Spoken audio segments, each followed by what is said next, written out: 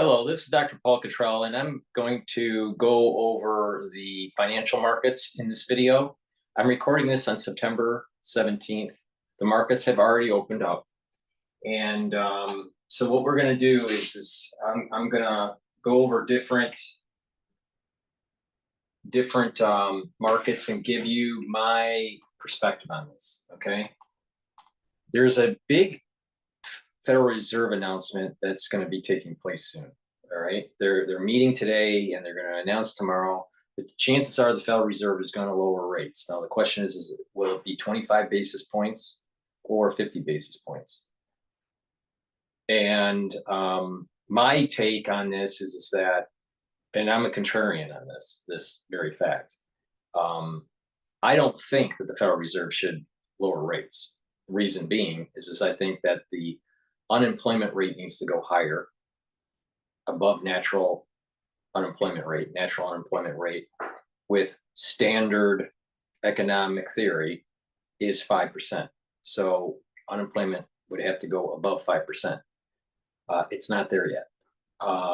And inflation is higher than the 2% target.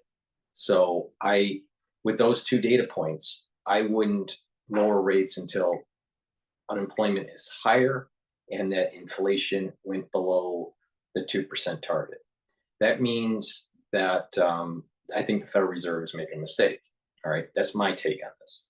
I think that what they're going to be doing is going to be inflationary. All right, this is going to cause a longer term inflationary situation. Short term, what it's going to do is allow for the government to refinance debt at a lower rate. It will put a little bit of less pressure on people that have debt, revolving debt, and it will help a little bit with individuals purchasing homes. But that's short term. Now, the stock market is going to go up. All right. And individuals that are on fixed income that were needing higher yield bonds, that's going to hurt them. Okay. So I really think that the Federal Reserve is moving too fast on this. Now, I know I'm a contrarian on this topic, but I gave you the reason why. Unemployment rate is not above 5%, and natural unemployment based on just modern economic theory is 5%. And the inflation target for the Federal Reserve is 2%, and our inflation is higher than 2%. Either if you look at it at the core or total inflation, it doesn't matter, it's above 2%. All right. And you would think that you would want to be below 2%, a little bit below 2%, maybe 2 quarters before you make a move, depending on where the unemployment rate was. So I just think that it's a little too soon, and they're trying to fine tune it for the super soft landing. And I think that this is going to just kick the can down the road and cause an inflationary pressure. I'm not for the Federal Reserve raising rates or lowering rates at this time. I think they should stay where they're at. All right, they should not lower rates. I think it's a problem, but they're going, most likely they're going to lower the rate. Now the question is, will it be 25 basis points or 50 basis points? More and more people are talking about a 50 basis point move. Probably they're going to go with a 25 basis point move because they know that the unemployment rate is not above the natural unemployment. And they know that inflation is above target. So chances are they're not going to do a 50 basis point move. That's my assessment on the Federal Reserve. Now, there's different markets that you can look at to understand, like, where's things going here. But before I dive into that, please make sure you subscribe to all my channels. I have 4 channels on YouTube, Brighteon, Bitchute, Rumble. Please subscribe to all my channels. In addition, you can follow me on X and on GETTR, so you get notifications of what I'm doing. And please help support my work Most of the videos I do are for free. I have thousands of videos for free.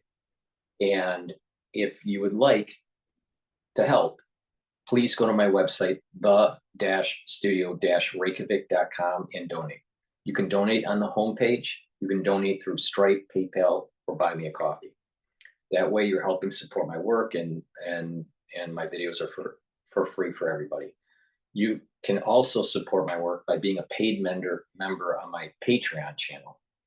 The link for my website or for Patreon is in this video in the description box. So please click the link in the description box to get to my website, the-studio-reykjavik.com, or the Patreon channel, and be a paid member.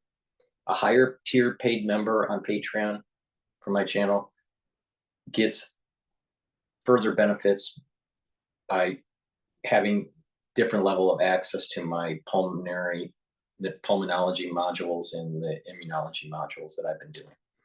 That way, you're helping support my work. You're getting some information that other people aren't getting.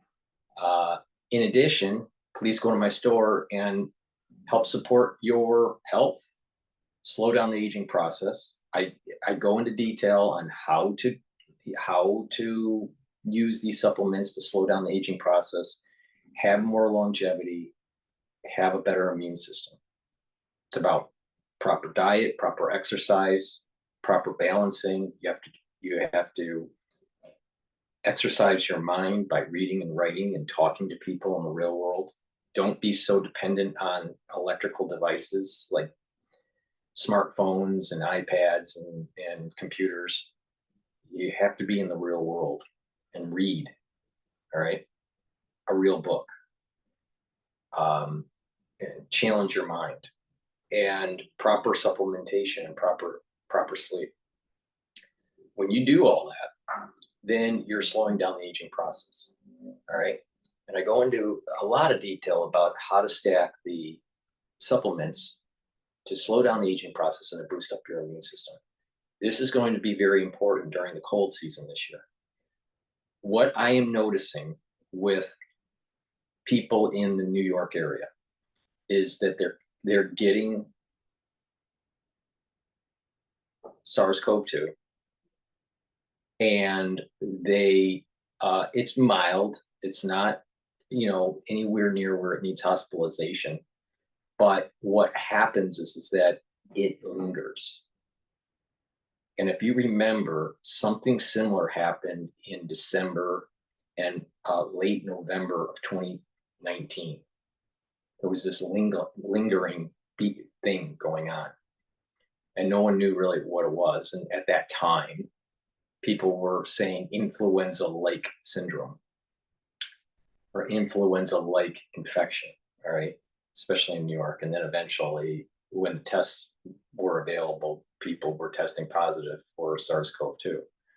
The point I'm making here is that many people around the United States are going to get SARS-CoV-2. And it's problematic for a multitude of reasons. There's the lingering effect that I'm seeing with many people. It doesn't happen to everybody, but you may have a minor infection, but it lingers, okay?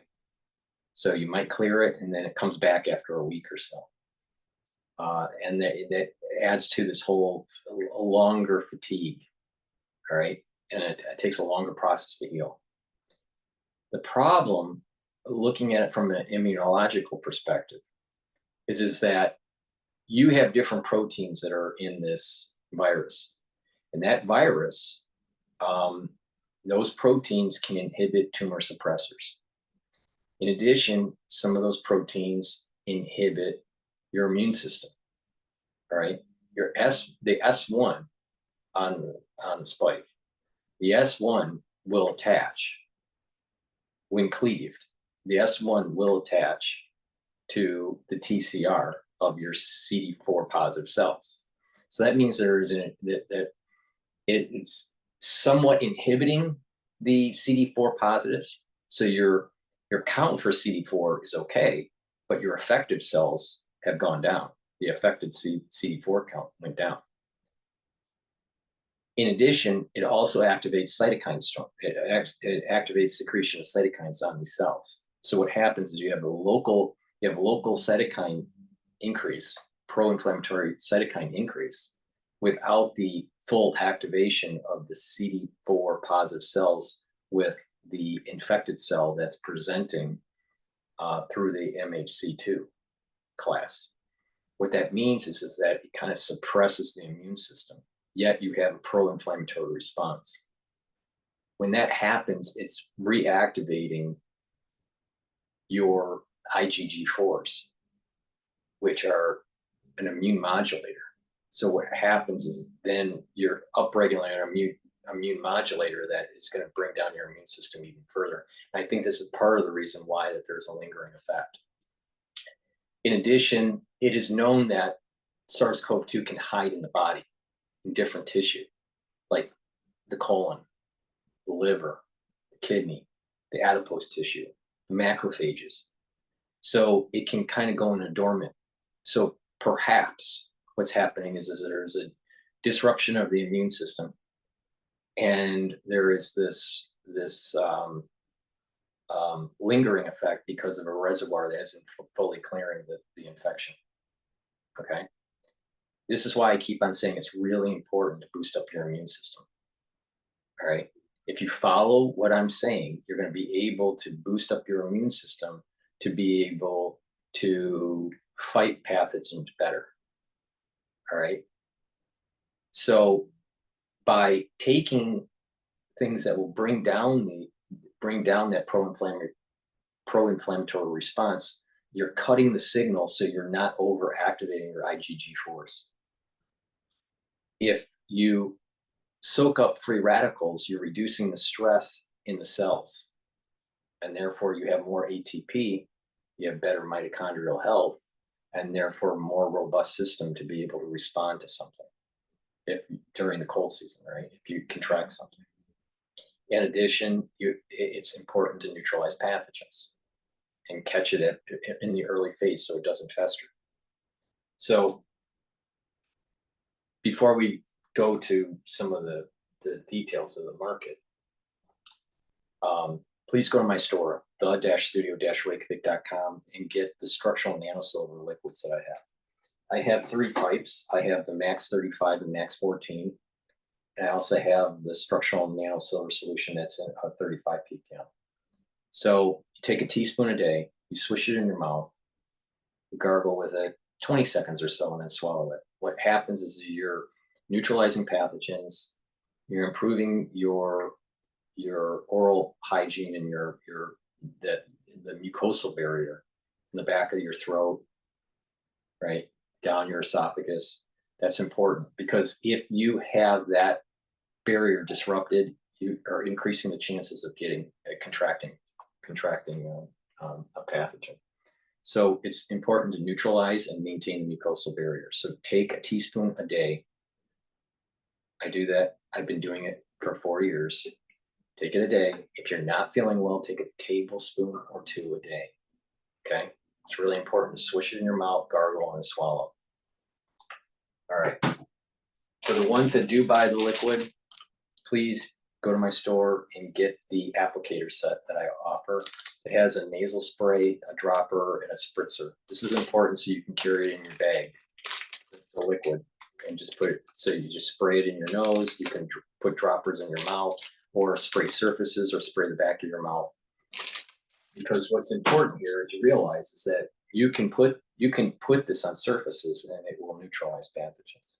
Okay, but not just that, you can ingest it and put it and gargle and neutralize pathogens that way. So get the spritzer. In addition, I also have lozenges and drops. Now, the lozenges are a little bit bigger. They come in a 21 count per bag. Get a couple bags for your household. You can get it in Manuka honey or elderberry zinc. All right. Get a couple bags. The moment you start feeling an irritation during this cold season, start taking the lozenges or the drops to neutralize that pathogen, because this has structural nanosilver in it, and it'll create the secretions to surround the pathogen, neutralize it, and maintain that mucosal barrier. If you don't catch it early, you're increasing the chances of getting an infection. So get a couple bags of these, and the moment you start feeling an irritation, start using them, right? So that's why you should have this in your house ready to use when you need it. Because this season will be problematic. I am noticing with the lingering effects of SARS-CoV-2 this season, you're going to need these. Honey and lemon drops, blueberry drops, or cherry drops, which is a new flavor that I have on my store. So get a couple bags of it so you are ready just in case you contract something. Right? Very high quality. They have the structural nanosilver. They'll neutralize the pathogen, and they'll create it, and you create those secretions to maintain that mucosal barrier. Really super important. Get a couple bags to make sure that you're ready, because this season is not gonna. It's not gonna be like, super chaos. But if you contract, chances are it's going to linger, and it's going to affect your immune system and cause disruption with your CD4s and cause disruption with this upregulation of IgG4. And that's not what you want. You want your body to slowly heal and get those IgG4s down, and and stop that inhibition of the CD4 positive cells. All right. And that takes time. That means following the protocol that I'm telling you, and just let your body heal. But if you keep on being re-exposed, either through the inoculation or through the or through the pathogen, you're constantly resetting stuff and causing further damage to the immune system. The body needs to heal.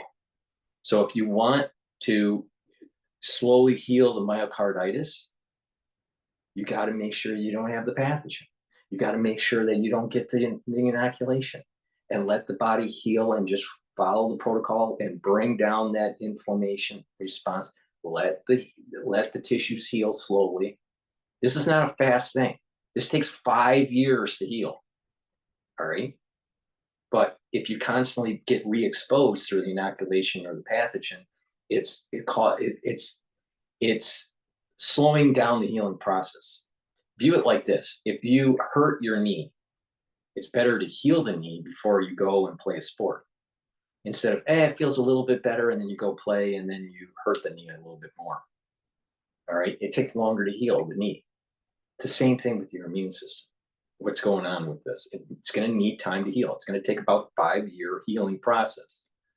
All right. If you really want to get detailed, it's probably going to take fully a 10-year arc. But a big portion of healing the immune system is in a 5-year thing. So just be careful. All right. What I am seeing is a lingering effect, and that's problematic. All right. Also get the structural nanosilver gel. This will help to neutralize pathogens on your skin. You can put it around your mouth, around your nose, lightly coat your nostrils to maintain that mucosal barrier, around your ears, around your eyes. This is a dual purpose product. It'll neutralize pathogens. It'll create a thin barrier on your skin. That's really important. All right. So it's creating a physical barrier, and it neutralizes pathogens. All right. It can also help heal wounds, cuts, abrasions, minor burns about a third of the time quicker. How? Because it keeps the wound clean. All right. Because it neutralizes pathogens. All right.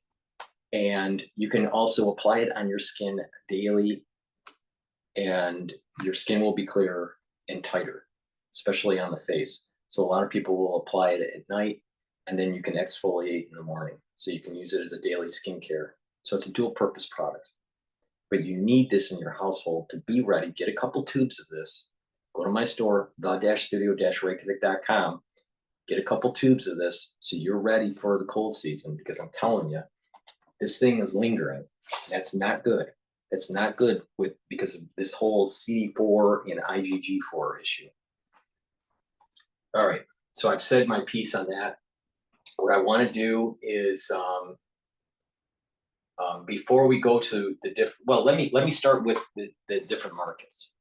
So you have these markets. You have like oil markets and currency markets and equity markets and bond markets, all right? And you can get an idea of stress level, all right? There's also VIX index, all right? So what I'm going to do is I'm going to first look at two currency pairs. So you have the dollar, and as the Fed raises rates, the dollar, in theory, um, if everything else is left constant, the dollar, in theory, would go up. All right. If interest rates go down, if the Fed brings down the Fed rate, then what happens is that the dollar weakens. Okay. The reason being is the Fed lowers rates and prints money. The Fed highes rates, it extinguishes money. Okay. View it that way.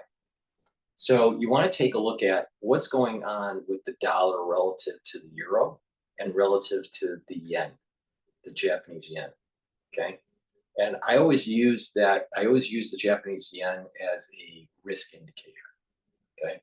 I've been doing that for, I don't know, 2 decades now for risk indicators. So if you see these charts here, let me see. Yeah. Okay.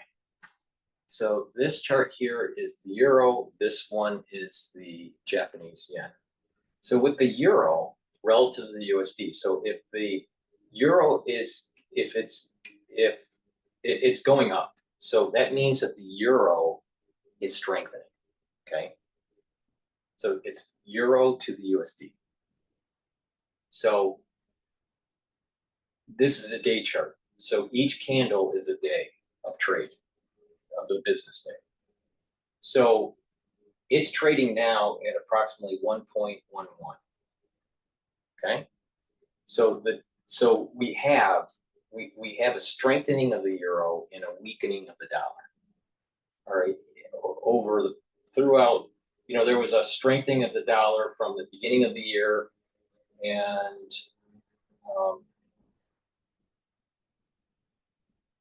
about April, it started to go up, but there's been volatility throughout the year. All right. But there's been a big push upward where there's a weakening of the dollar starting in August. And it peaked at 1.12 at the end of August. All right. And it started selling down. The dollar was strengthening. But it has mean reverted, and now it's trading at 1.11. Chances are, when the Federal Reserve lowers its rate, the euro will increase. That's my gut feeling on this. All right, because there is at least a short-term weakening. Now, if something happens in the world, there's some geopolitical event, there may be a rush to dollars. But if we just assume that there's no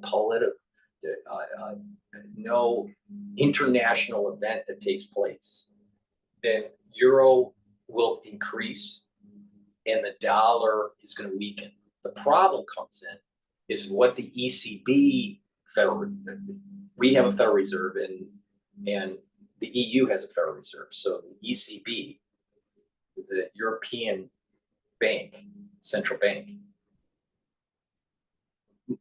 might tighten, might weaken. All right. If they do nothing, and it's just the Federal Reserve, which is the powerhouse of finance, not the ECB. There's more magnitude of effect on price by the Federal Reserve than the ECB. So when the Federal Reserve starts to lower rate, it's weakening the dollar a little bit. Now, if the ECB does nothing, then dollar will weaken and euro will go up. If the ECB decides to lower rate, then what will happen is that the Federal Reserve weakened the dollar, and then the ECB tried to weaken the euro, and then they try to neutralize. Most likely, the dollar will weaken more than the euro when they do that, depending on the rate changes. Okay, if the ECB decides to raise rates for whatever reason, and the Fed lowers rate, then what would happen is that the Fed lowers rate, dollar weakens. So what happens is, from the Fed's action, the euro will go up. Now, in our case, we said that the euro, let's say the ECB wanted to raise rates, they're going to increase the value of the euro relative to the dollar, so the euro would go up even more. So now you understand why it's not just the Federal Reserve lowering rate, but what other central banks do. Normally, central banks follow each other, so it doesn't have a big swing in the currency market. All right, but I suspect that the euro will go up and probably surpass the 1.12 when the Fed lowers rates. Now, if the Fed lowers at 50 basis points, the move will be stronger.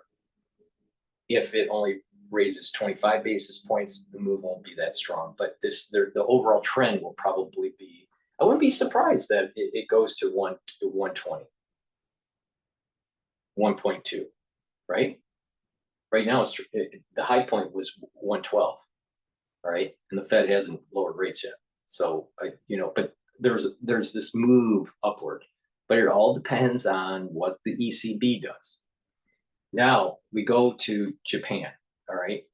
The Japanese yen. Now, when you look at the chart, you got to look at it a little differently than the euro, because the trading pair is USD to yen, while the trading pair for euro is euro to USD. All right. So when the chart is going down, that means it's a strengthening of the yen, and all right, and a relative weakening of the dollar.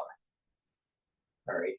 When this chart was going up, it's the weakening of the yen, and it's the strengthening of the dollar. All right. Since now, the yen maxed out at about 161.94.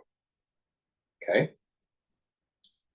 That means that was at its weakest point, and then it has been slowly strengthening because of what the BOJ has been doing.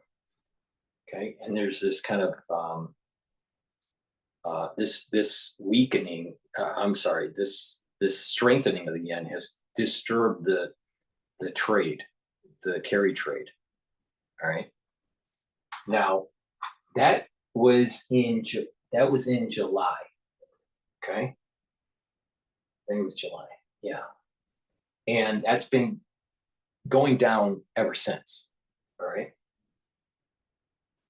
That to me shows that not only is there the BOJ is affecting the market, right? But it's also a sign that there's an international weakness that's starting to build up. Okay, I've always looked at the market as if there's big moves in the yen where it's strengthening. That is a risk signal. That is a signal that there's risk building up in the financial markets. Okay, but it could be a situation that it's long lasting and it takes a while for a big event like a big sell-off in the equity market to happen. All right, but we're seeing precipitous strengthening of the yen and of the relative weakness of the dollar.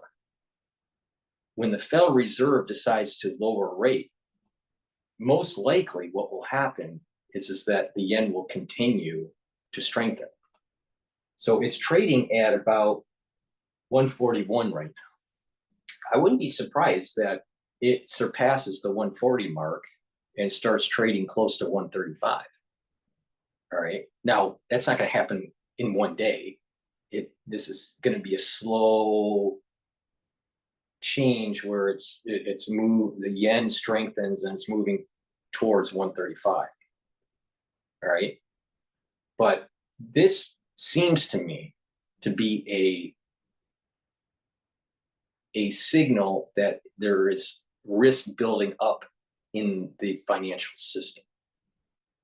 All right. So that's taking a look at it from the currency perspective. All right. We have the signal that euro is going up relative to the USD. and we have a signal that the yen is strengthening relative to the USD. So dollar is going to weaken, okay, as the Federal Reserve makes its move. And this looks to be that there's risk building up in the system. Now, usually when there is some event that's going to take place, some sort of credit risk event within the interbanks, or some sort of issue with big sell-off of equities, usually what will happen is the yen will strengthen and the euro will go down too. We don't have that. So we have euro going up and we have yen going up. So that's kind of like those two signals are kind of fighting each other in terms of risk buildup. So we may actually be seeing the beginnings of a risk buildup, and we haven't seen that other signal where euro starts to really go down. All right, but the point I'm making is that going from July at 161 all the way to 141 now per yen is a pretty steep move, or it's declined a lot in a short amount of time. So that doesn't sound healthy. So when the Federal Reserve starts to lower its rates, it's going to perturb the yen. Now, we'll see what happens. Will this lowering the rate perturb and cause some havoc with other central banks where they have to move? Do they strengthen? Do they raise rates? Do they lower rates? Do they stay at? So there's going to be this undulating. Once the Fed makes its move, which looks like it's going to happen tomorrow, and we don't know the magnitude of the move yet, but when they make their move, it's going to perturb the currency markets. All right, and the central banks are going to have to see how they're going to adjust, if they're going to adjust. All right, is this coordinated? Normally they coordinate, they talk and they coordinate. All right, I'm not so sure how much coordination was going on with the BOJ, with the Fed or the ECB. Another currency to look at, but I don't don't look at it that often, is the pound, the British pound to the USD. I typically look at the euro to the USD and the Japanese yen to the USD. So that's showing to me dollar's going to weaken. Now, when you lower rates, it's also going to affect the bond market. So when you lower rates, that means that, let's say you're in a fixed income instrument, like a bond or a CD, right? When the Federal Reserve lowers rates, over time, that whole curve starts to shift down. That means that if you're locked in at a high rate for, let's say, 1 year, you're okay. But when you have to revolve it in the following year, you'll have a lower rate, so your income is less. So this is going to hurt people that are retired, that are on fixed income, that are tied to bonds or CDs. So you keep that in mind. But then you have other people that are borrowing money for homes or cars. It's going to be easier because they have lower interest rates. So there are winners and losers with this. Okay. Before we go, I wanted to play a little bit of Bloomberg, but before we do that, please go to my store, the-studio-reykjavik.com, and get the structural nano silver toothpaste. This toothpaste is a very high quality toothpaste that whitens your teeth, freshens your breath, neutralizes pathogens, maintains and improves that gum line. As we get older, that gum line recedes. You want to maintain that and have it, grow back a little bit. So you can do that with good oral hygiene. This has no fluoride in it. It has structural nanosilver. It'll help to neutralize pathogens. And when you have good oral hygiene, you're going to improve your cardiovascular health and your valvular health. That's important. A lot of people don't realize that poor oral hygiene can affect your cardiovascular health and hurt your heart, right? Because bacteria can get into your bloodstream, cause disruption in your vascular system, and also vegetate on the valve and cause valvular damage. You don't want that. So You want to take a toothpaste that improves your oral hygiene at a very high level, at a very high and efficient level. This toothpaste is the best toothpaste you'll be able to buy. Okay, there's no other toothpaste out there that you can buy that's better than this. So please go to my store, the-studio-reykjavik.com, and get a few tubes of this toothpaste. Improve your oral hygiene, and not only that, it is neutralizing pathogens because of the structural nanosilver. And that's going to be really important during the cold season. Trust me. All right. So please go to the store and get a few tubes of this toothpaste for your household. It's a very high quality toothpaste. Now, what I want to do is I want to play a little bit of Bloomberg as we just drop in. This is playing live, so let's see what they have to say here. Gold changed up 16, up less than 0.1%. NASDAQ up 49, a gain there of 0.3%. S&P record, by the way, 56.67. Right now we've got the S&P at 56.38.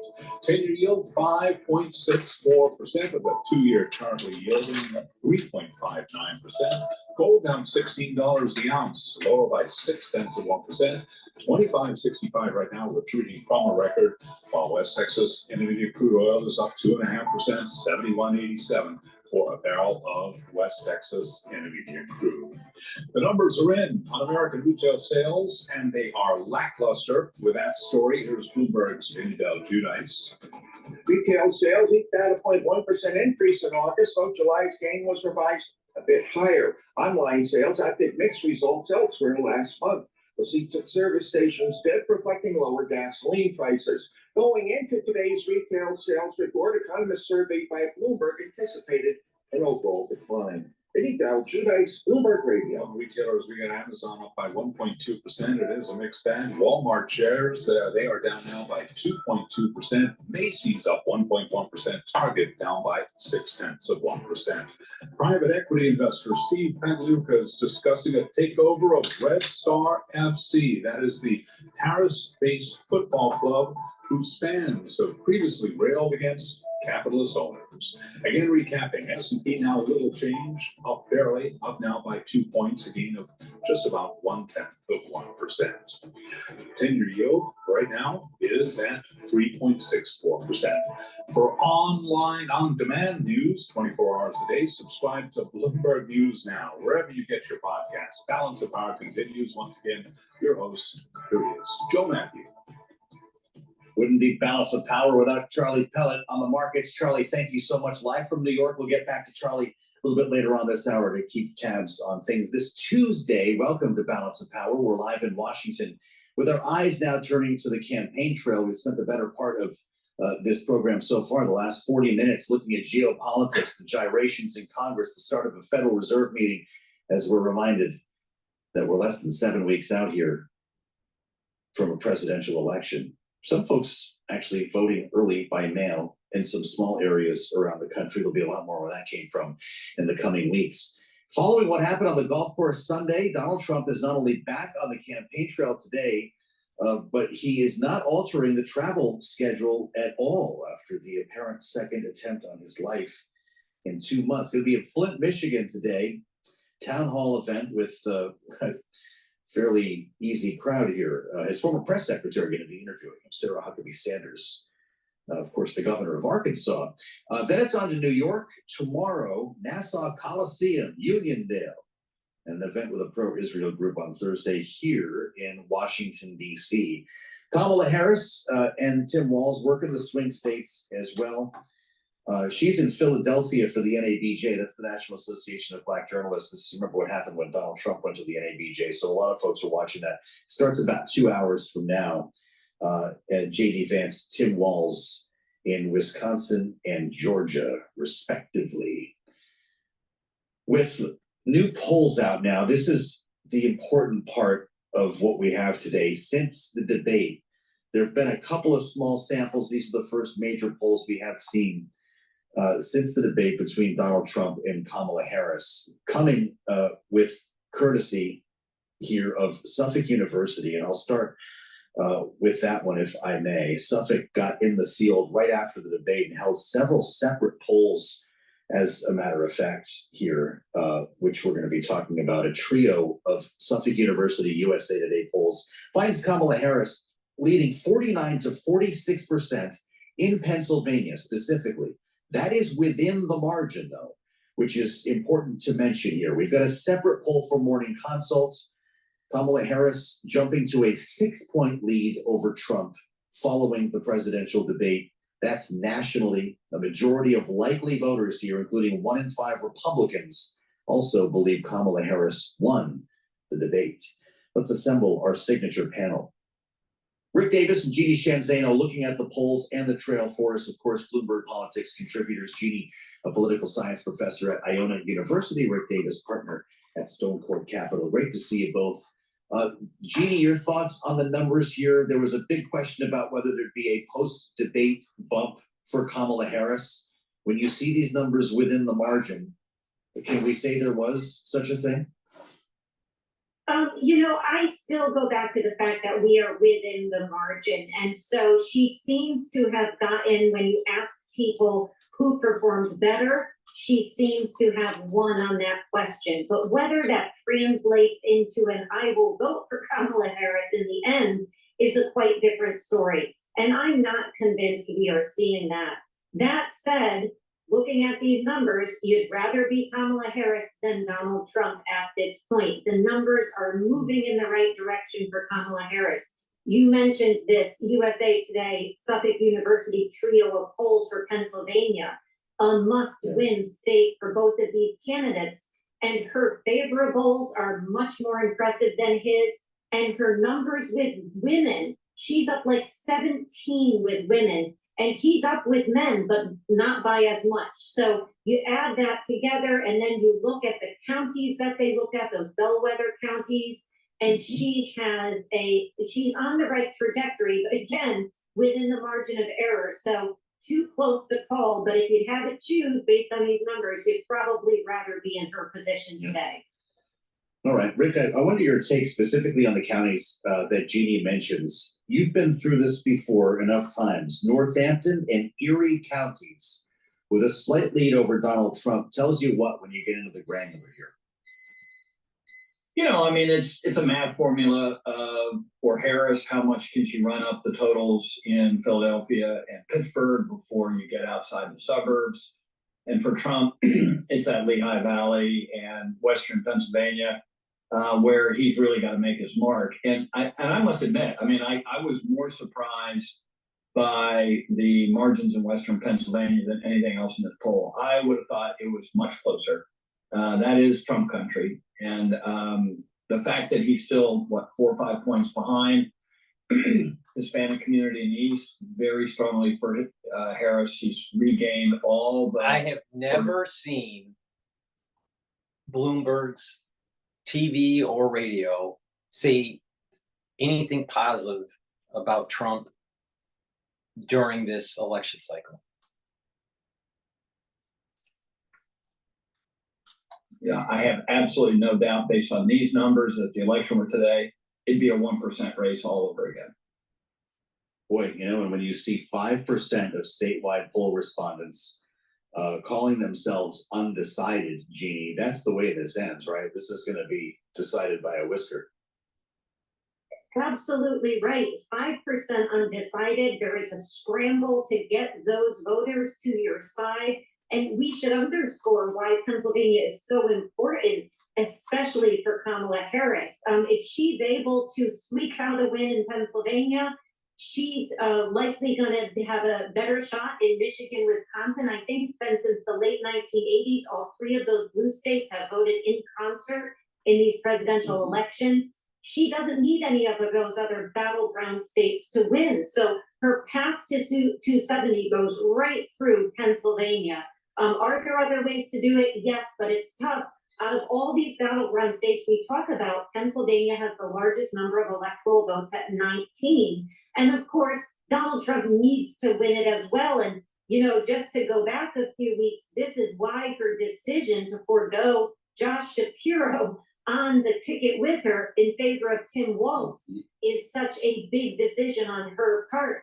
If she gosh, ends up losing Pennsylvania, I think that's gonna be the big question people come back to. Did she make a mistake in not choosing the very popular governor of Pennsylvania? You know, there's no right or wrong there, but she's gonna find out on election day. She sure is. This is something we've all been asking.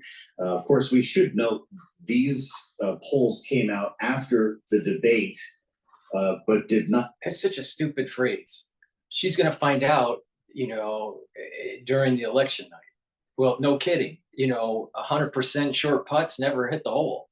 I mean, some people just say stuff that are just so common sense.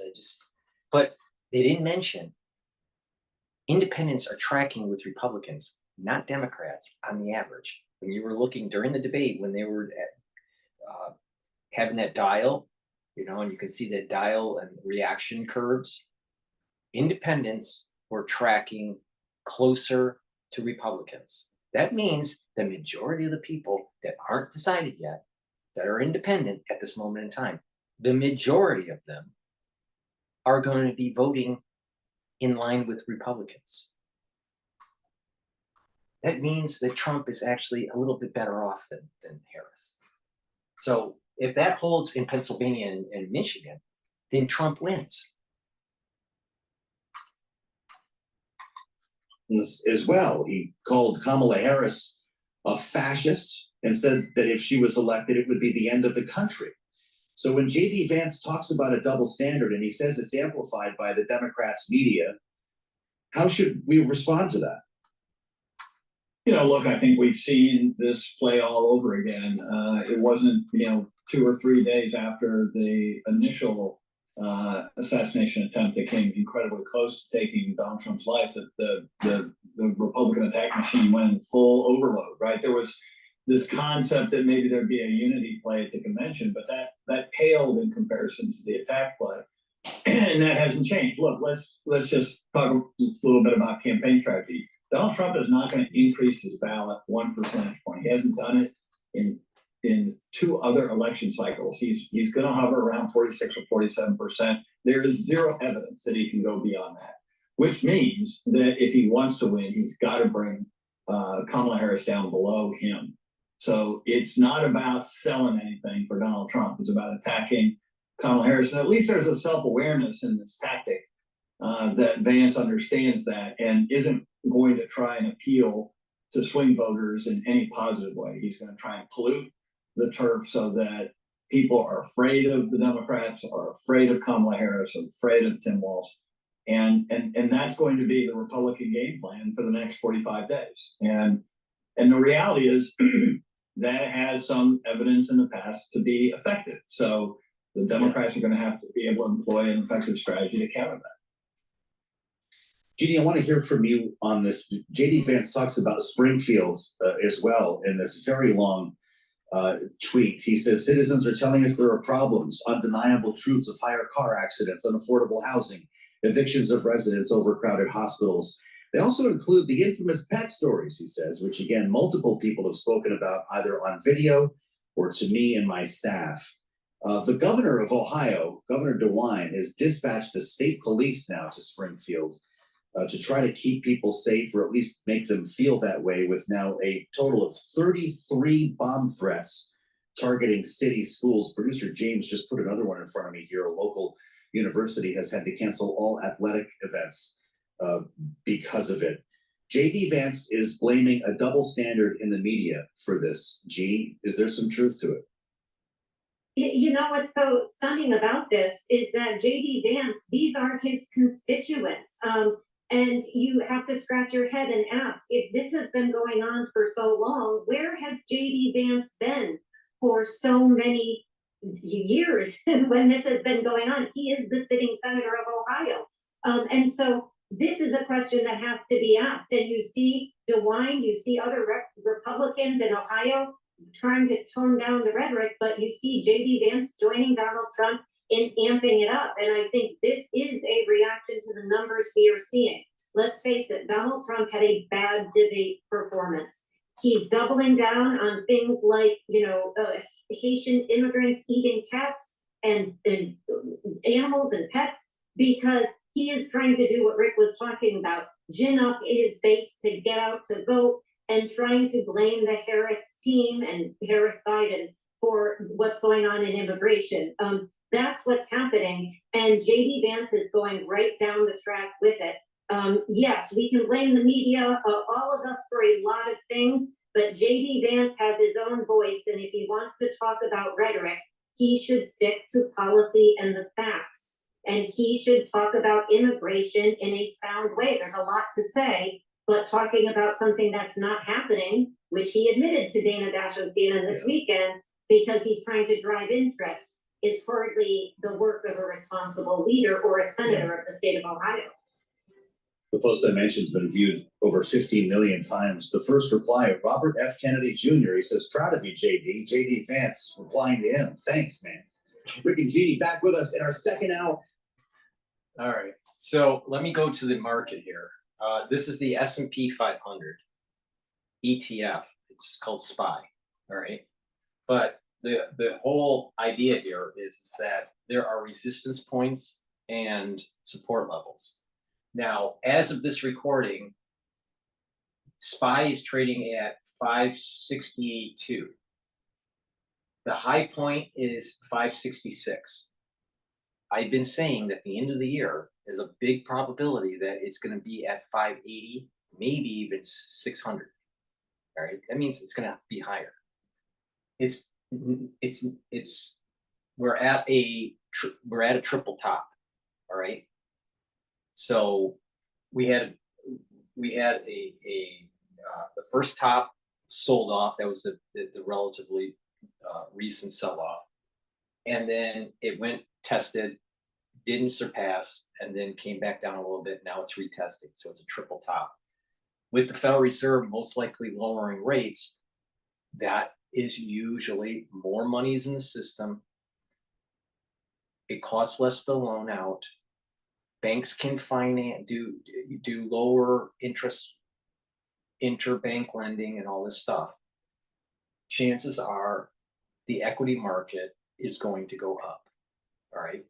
And we're going to, now maybe when the Federal Reserve lowers rates, maybe there's going to be some volatility and it'll go up and down. But the overall trend in the next few days to the rest of the year, assuming no other major crisis in the world, most likely the equity market, the S&P 500, is going to be at an all-time high.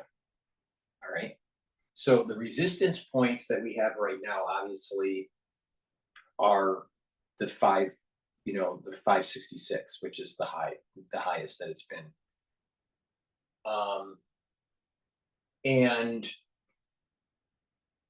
there's going to be another resistance level at about 580 for S&P 5 for SPY, the ETF for the S&P 500, and there's going to be another one at about 600. The reason why 600 is that is a big psychological barrier because of the double zero. 580 is we're near the end of the year and we're at the 560 mark. Give it another 20 points, it's going to go undulate up and down. But those are kind of like three resistance points: 566, 580, 600. All right. But we have to analyze over time, once the Fed lowers the rate, how this microstructure starts to develop in the trade. And I'll look at that over time. Now, in terms of support levels, there's a support level at obviously the 500. All right. There's a support level at the 500 because it's a psychological support level, double zero. But there's one a little bit higher than that at about the 512 mark. Okay. So there's a support level at 512, a psychological support level at 500. This is if the market starts to go down, which I don't think it will.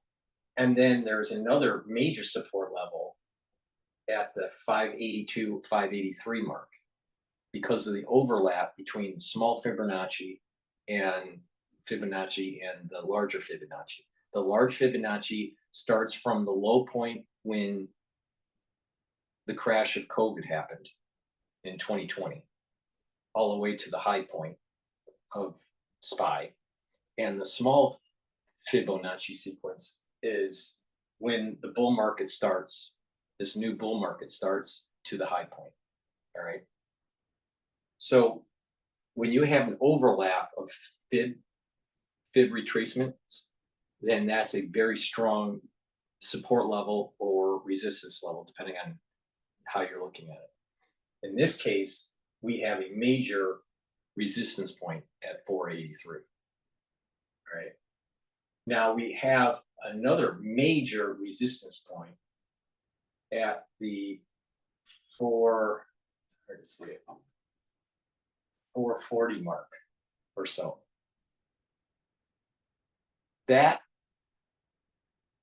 would have to, a big sell-off or a bear market would have to start to ensue for it to be testing that. So most likely, that's a strong, very strong support level, but that most likely won't be tested unless we go into a bear market. But with the Federal Reserve lowering rates, it's going to be hot money. It's going to flow into the equity market, and there's a higher probability of testing 600 than going to 440. So again, resistance points, 600, 580, and 566. Support level, 512, 500, 482, 483, and the 440 mark or so. Those are major support levels. So the equity market is most likely going to rally in the near term after the Federal Reserve announcement. Now, another indicator that I look at is the VIX index. No, I don't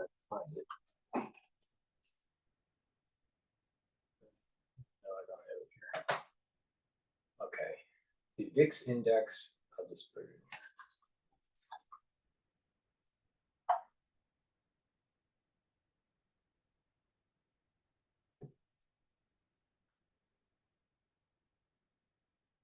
The VIX index is really important to take a look at on a day chart, on over a year, a day, or maybe multiple years.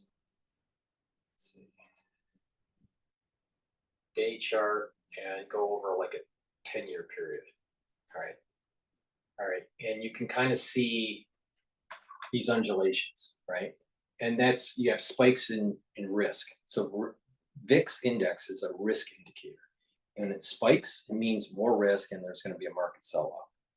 Okay, and depending on what the risk is, dollar may be going up, maybe going down, oil may be going up or maybe going down, but usually if it's a big spike, that means that there's a big sell-off that's happening in the equity market. All right, and you have these spikes, right? Well, when we look at the year to day chart, we had a big spike back in August at 65. That's a very high spike, all right? And then it came back down. It came back down, and it's trading at about 17. That's low volatility, all right? So right now, we have low volatility going into a Fed announcement, all right? And remember what I said, high volatility means lower, it means sell-off in the equity market. We're at a low VIX level. So as we're going into a Fed announcement tomorrow, that means that this is low risk. It's risk taking. That's signaling risk taking. So this equity, the equities, this is telling me that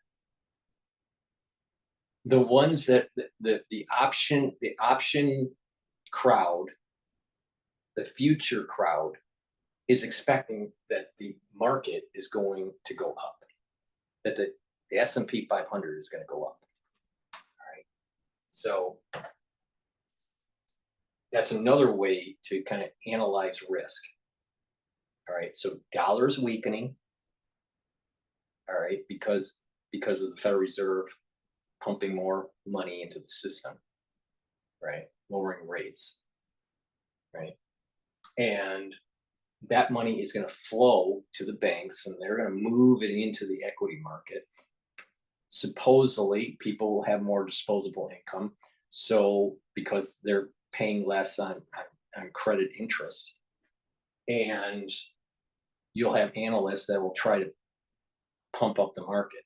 Now, that doesn't mean that it's going to be one way upward. It's going to be undulating. It's going to be up and down, but the trend is going to be up. You have low VIX, so that's showing to me that you don't really have that much of a don't have that much of a problem. So that's the VIX. So we went over VIX is low and went over the resistance points and the support levels on SPY for the S&P 500. Looks like it's going up. All right, let's drop back into Bloomberg to see what they're saying. But before we do that, just doing a product plug here. Please go to my store, the-studio-reykjavik.com. The link is in the description of this video. And go and get my citrus deodorants and the peppermint, lavender, and tea tree deodorants. All right, this is made from essential oils from the Himalayas. It's all natural. It has no aluminum. It has no baking soda in it. It's all natural. It's a dual purpose product. You use it as a deodorant. It's for males and females, and it'll also help to detoxify your body, which is really important because we have a lot of chemicals in our environment. We have issues with stuff in our water, in the processed foods, and even in the air that we breathe because of the chemtrails. So it's important to detoxify your body. So get this very high quality deodorant, get a couple bars for your household. It's for males and females. You can get it in citrus or peppermint, lavender, and tea tree. Go to my store, the-studio-reykjavik.com. Now we've been talking about detoxification. I also have a great product that does wonders for detoxification, and that is zeolite. Take zeolite. This is a molecule that's negative. It's a negatively charged molecule that soaks up positively charged molecules. It'll soak up toxins, heavy metals, and chemicals. Right? It'll soak up those PFAS and PFAS. So forever chemicals. So what you want to do is stop the ingestion of these toxins and these chemicals, and then detoxify your body by taking things like zeolite and even NAC. But first thing you do is filter your water. So stop getting those chemicals into your drinking water. So filter your water. Now I use a zero water filtration system, which is a 5-level filtration system. There's other ways to do it, but I use a zero water filtration system. In addition, what you want to do is before you filter the water, you want to boil your water first. So you take the tap water, you boil it, let it cool down, and then filter the cooled down water into the zero water. Okay, that's how I do it. The reason why I boil the water is, one, you are sterilizing, right, any bacteria or whatever that possibly could be in the water. In addition, there are microclays that can bind to chemicals. All right, when you boil. All right, and when you do that, it's kind of binding some of the chemicals, and then whatever's left in the water gets filtered out through the zero water filtration system. Okay, so you are getting a lot of those chemicals out of the water, including the forever chemicals. In addition, you want to stop eating processed foods and heavily pesticized foods. That way you aren't ingesting it. You're not eating those foods that have these forever chemicals. All right, so stop it. Stop eating bad food. All right. When you do that, now your body, now you are lowering the level of intake of toxin. Now what you want to do is cleanse your body of the toxins that have built up over the years. So this is why you would take zeolite. All right. Just take a few drops underneath your tongue and swallow. Swallow with some water, filtered water. All right. It'll remove heavy metals, chemicals, and toxins. You can take this year round. The type of zeolite that I offer is a year round zeolite. You can take it year round. If you're on medication, you need to talk to your healthcare provider, your doctor, before you take zeolite. The reason being is that zeolite may inhibit some of your medication because it'll think it's that the zeolite may bind to that medication and bring down the actual dosage. So your doctor may have to increase your dosage if you're going to detoxify your body with your, if you're on medication. If you're not on medication, you don't have to worry about it. It's only if you are on medication, like heart medication or diabetes medication or whatever. If you are on medication, talk to your doctor first before you take zeolite, right? Because you don't want to inhibit your medication. But the ones that are not on medication, go to the store, the-studio-reykjavik.com, get the zeolite and detoxify your body. All right. It's really important because a lot of people have, over the years, especially when you get into your 40s or 50s or 60s or 70s, you have accumulated a lot of toxins just from the environment. So please go to the store and get the zeolite and detoxify your body. And another thing that I'd like to bring up here is we need to boost up our immune system, especially in the aftermath of 2020. Take lignans. It's a powder. You have a little scooper. You take a scooper. You mix it with your food or with water. This will help to boost up the immune system, but it also helps with your hormonal system. All right. A lot of people don't realize that our immune system is down, and because of the chemicals that are around us, it affects our endocrine system. So lignans will help to prevent that disruption. So it's for males and females. Boost up your immune system. It's really important. We're starting to hear turbo cancers and all this stuff. It's really important to boost up your immune system. So please go to my store and get the lignans and take it every day. All right. I give you some great ideas that you should be following to help boost up your health. Omega-3 helps with cholesterol. How does it help with the cholesterol levels, your lipid profile? It brings down LDL and it raises the HDL levels. Now, when you do that, that means that you're reducing the chances of cardiovascular disease. And omega-3 also keeps those red blood cells from sticking together. All right. That means you won't clot as much. And people have problems clotting because people have problems with too many clots because of the crisis that we went through in 2020. So it's important to take omega-3 to help with overclotting and also to improve your lipid profile. So you should be taking omega-3 every day. I take omega-3. So please go to your store, go to my store, the-studio-reykjavik.com, and get the omega-3 and boost up your immune system and follow the protocol that I've been doing. A lot of people can't sleep. Why? Because they're afraid the market's going to crash or whatever. And the market's not going to crash. It's going up. So you should be able to sleep a little bit easier. What might crash is the dollar. but Good Night formula is great. So you can have 3 cycles of REM sleep, deep sleep. You'll be well rested. You'll be able to consolidate memory, and you're detoxifying your body because you need proper sleep to detoxify your body. One of the main pillars for anti-aging is proper sleep on a regular basis.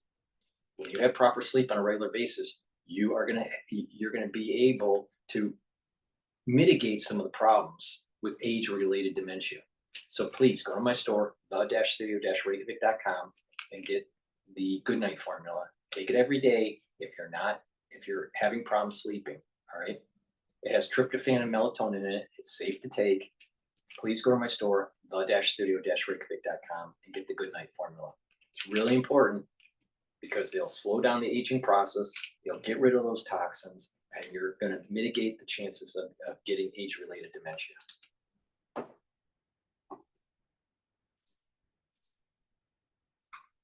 I think we should be focusing in on, or the biggest policy debates that this country needs to have, primarily, how do we bring costs down so families can afford the things that they need? And how do we secure the US-Mexico border? Because the broken border is having real and serious consequences in my home state of Wisconsin and in states across the country. The more we're having a robust conversation on the policy issues in front of us, the better we are as a country. As we allow the dialogue to turn into other things, it's far less productive for our democracy. Congressman, as you're there in the Capitol, of course, you are looking at getting a floor vote today on a bill you brought forward, Protecting Americans' Retirement Savings from Politics Act. You want to rein in with this bill, sir, proxy advisors. Why? I'm very concerned about the significant role that proxy advisors have. The United States has a clear duopoly where about 97% of all proxy advisor services are provided by two firms. They're not properly regulated by the Securities and Exchange Commission.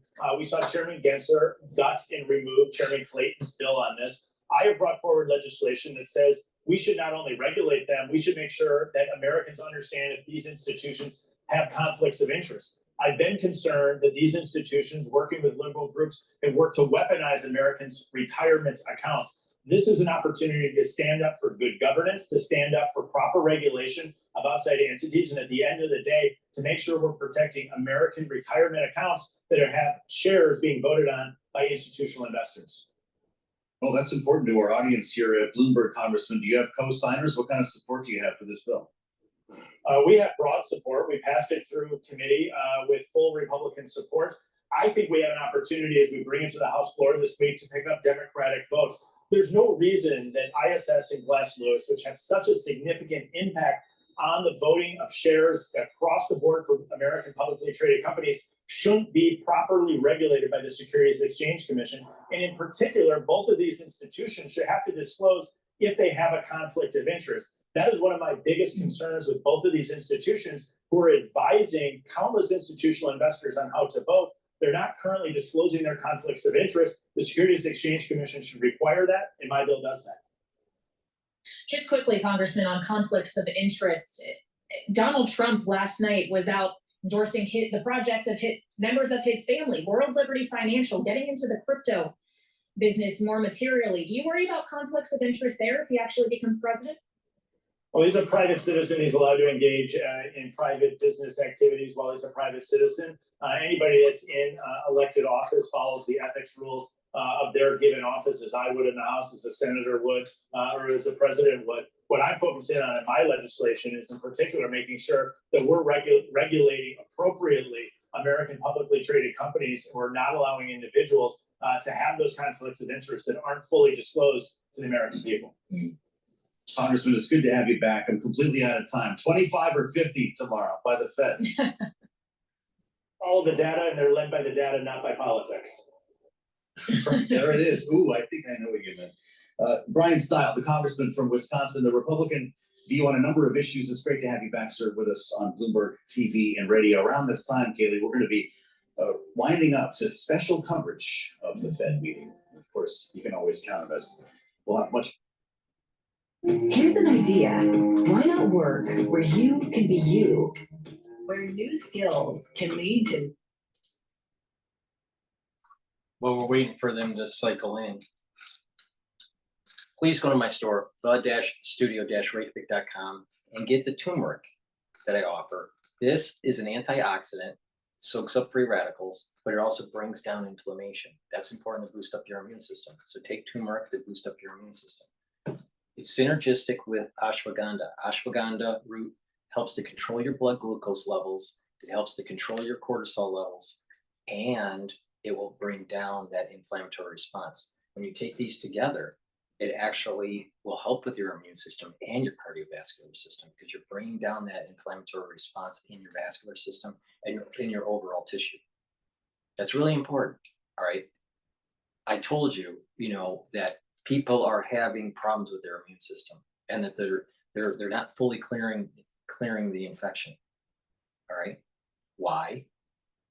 I explained what the mechanism was. The S1 inhibiting CD4 positives and creating this pro-inflammatory cytokines to upregulate IgG4. All right. When you stop that by bringing down inflammation, you're allowing your immune system to heal. All right. Turmeric and ashwagandha brings down inflammation. By bringing down inflammation, you're boosting up your immune system. You're allowing your immune system to heal so you can properly fight infection. Chronic inflammation in your gut or in your other tissues cause your immune system to go down. It doesn't work as well. It's really important to take turmeric and ashwagandha every day. And when you're healthy and you have a robust immune system, you'll start to notice that keeping that inflammation down actually is slowing down the aging process and giving you more longevity. So please go to my store, get the turmeric and the ashwagandha root. To also boost up your immune system, you need vitamin C with magnesium. If you're not feeling well during the cold season, take a double dose of this, drink it with filtered water. In addition, vitamin C helps with your skin. So please go to my store and get the vitamin C. Clarity factor helps to get rid of the brain fog, keeps those neurons firing and have good connection. That means that you can think faster and you'll maintain memory and be able to produce more memory, all right, and slow down the aging of your neurons. You know, neurons start to weaken because the mitochondrial health goes down, the neural connections are weak and they recede, and you start thinking slower, you can't form memory as well. By taking turmeric and the other things that I offer, like C60 and ubiquinol and the NAD+, when you improve your mitochondria, when you improve your overall neural health, and you maintain those neural connections and improve those neural connections, you're going to actually age slower neurologically. All right. Go to my store, the-studio-reykjavik.com, and get the clarity factor. It'll allow you to focus at work or in school, but it will also, when you stack it, like I'm telling you, you're gonna improve the overall mental acuity as you get older. So please go to my store and get the clarity factor.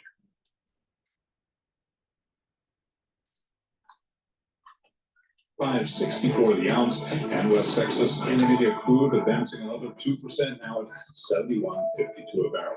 Stocks are struggling near records ahead of the Fed's great decision tomorrow. Traders split on the size of a central bank cut. Microsoft raising its quarterly dividend 10%. It has unveiled a new $60 billion stock buyback program, matching the size of a repurchase plan 3 years ago. Microsoft shares, they're advancing now by 0.7%. Meanwhile, Microsoft and G42 are establishing 2 AI centers in Abu Dhabi months after they inked a $1.5 billion deal, and the United Arab Emirates firm agreed to divest from China. Recapping stocks trading mixed, S&P 500 index down 2 points, little change, down just under 0.1%. For on-demand news 24 hours a day, subscribe to Bloomberg News Now wherever you get your podcasts. Balance of Power continues. Back to go to Washington. Once again, your hosts, Joe Matthew and Kaylee Lyons. All right, Charlie Pellet in New York. Thank you so much. Kaylee Lyons and Joe Matthew here in Washington. Meanwhile, the campaign trail is everywhere today for the presidential and vice presidential nominees for the Republican and Democratic parties. We've got them all spread out. Kamala Harris, just about an hour from now, will be sitting down in Philadelphia with members of the National Association of Black Journalists for an interview, of course, following the one that Donald Trump did earlier this summer that led to some negative attention surrounding his questioning of her racial identity. Meanwhile, Harris's running mate, Tim Walz, is going to be in 2 swing states today, Georgia this morning, then heading to North Carolina, while J.D. Vance is going to be in Michigan, as will Donald Trump. He has a town hall this evening in Flint, Michigan, moderated by his former press secretary and the governor of Arkansas, Sarah Huckabee Sanders. And this will be another opportunity to hear from him in the aftermath of the second attempt on his life this past week. He's not been holding back this time, blaming Democrats, even naming Joe Biden and Kamala Harris. for their rhetoric, spawning what he says, bullets flying here. And I suspect that that will come up this evening, even though it has been confirmed that Joe Biden requested and delivered additional Secret Service protection for Donald Trump while he was on the golf course on Sunday. We're hearing a lot about double standards right now, and this is a real face-off, a rhetorical. I hope it stays a rhetorical face-off between the two campaigns right now, because both are saying a lot.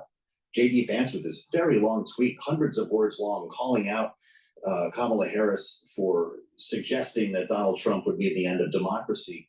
He says the gunman acted on those words.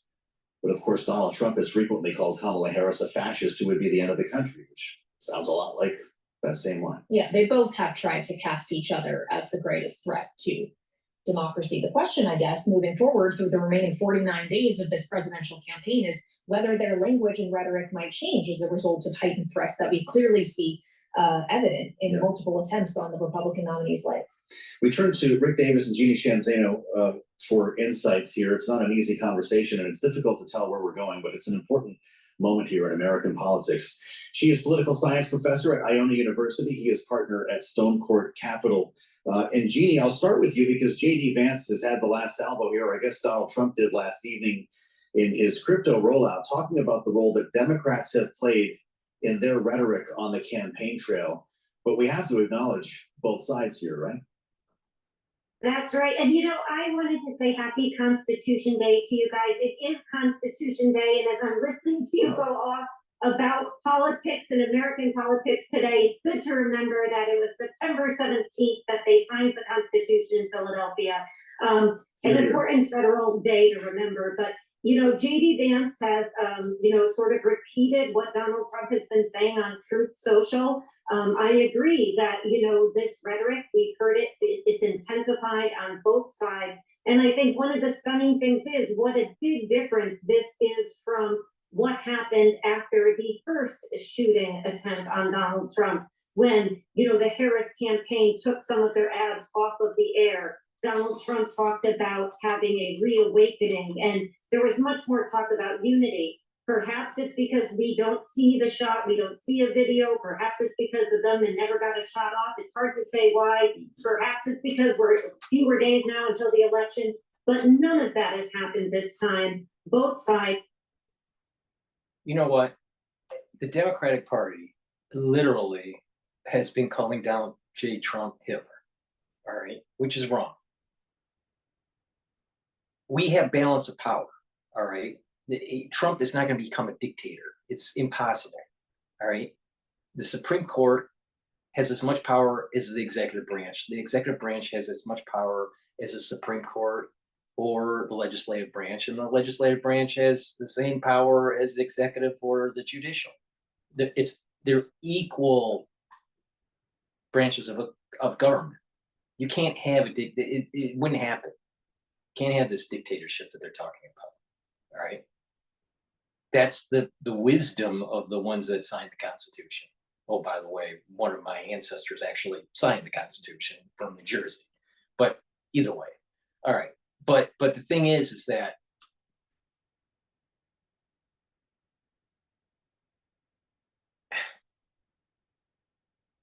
they don't talk about the lawfare. What about the crazy lawfare and how the national security state, that's deep state, going after him?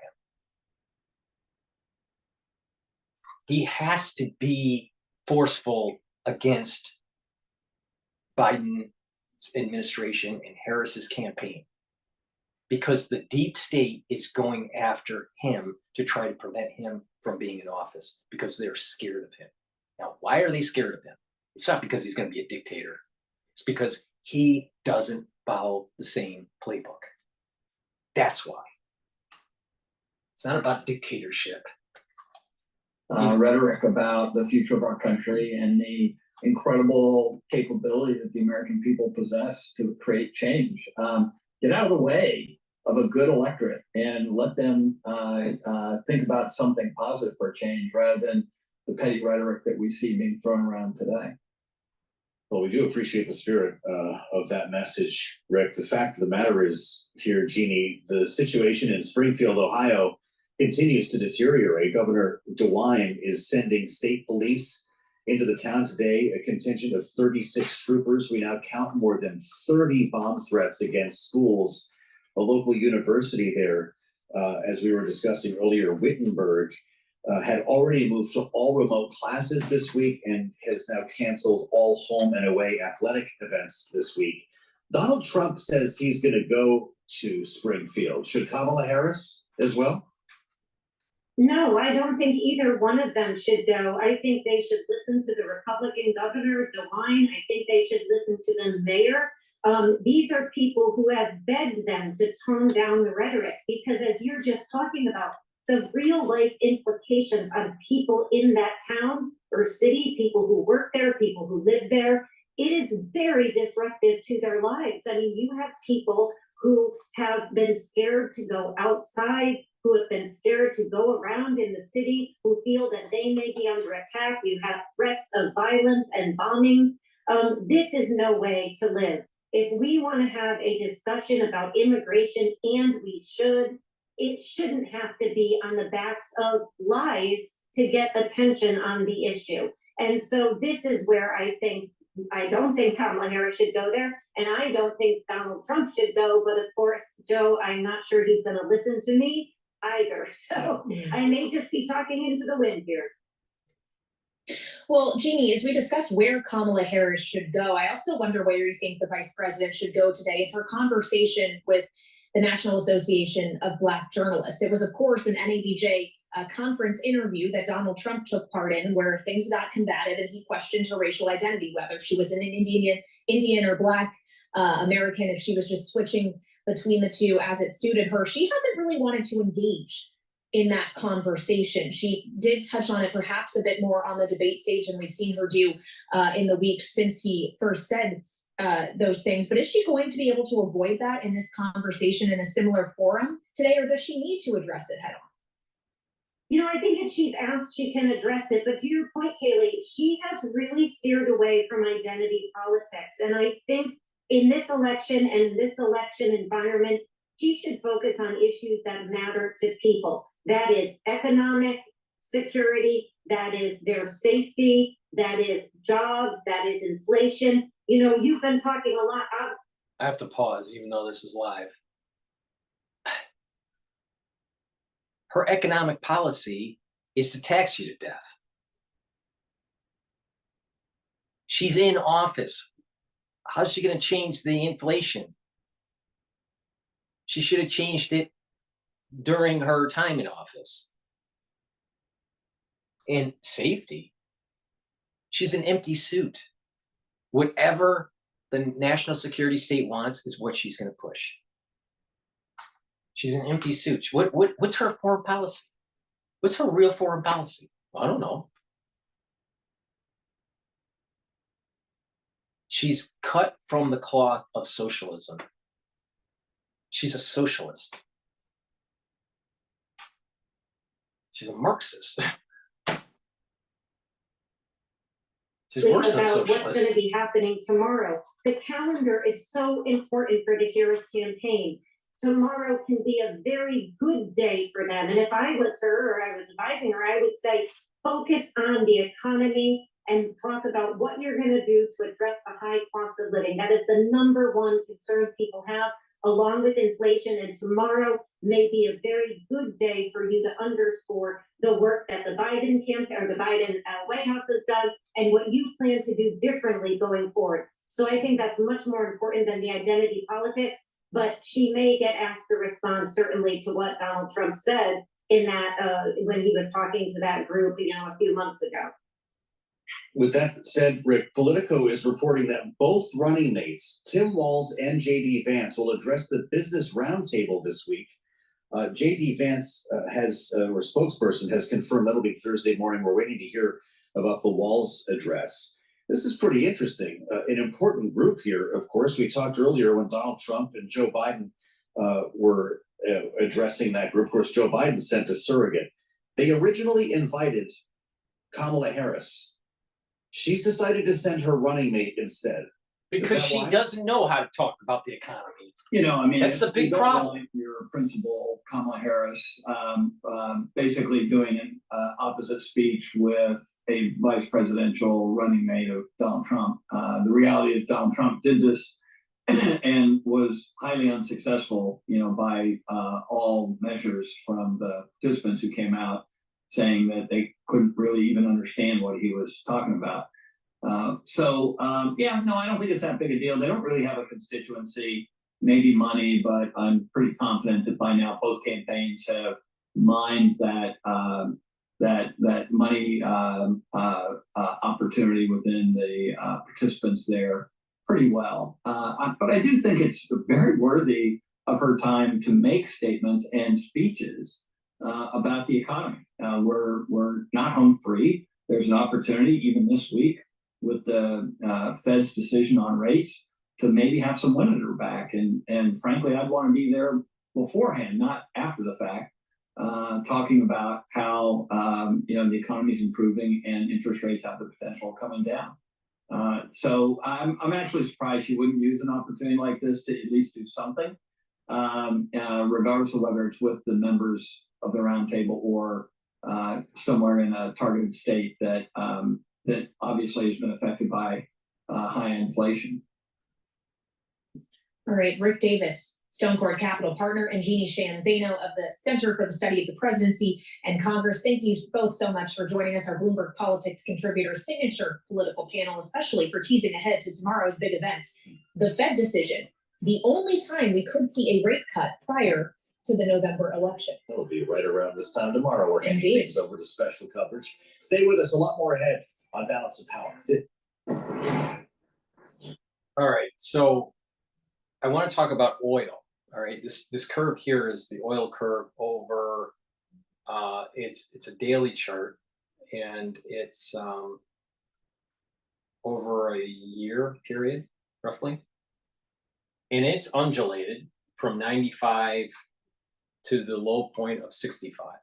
All right, so it's undulated up and down, but there's been a recent trend to be trading at about 85, and it's around 85, and it's been going down and then up a little bit and then down, but it's trending down, and it's been trending down since July. All right, second week of July or so, and the overall trend is downward with some undulations up and down, but overall downward. Probably a few weeks ago, the trading range was around 85 to about 70, probably 74 or so. All right, maybe 75. So 85 to 75. But it has, that range has shifted, I've noticed. And it's because there's more oil on the market. All right.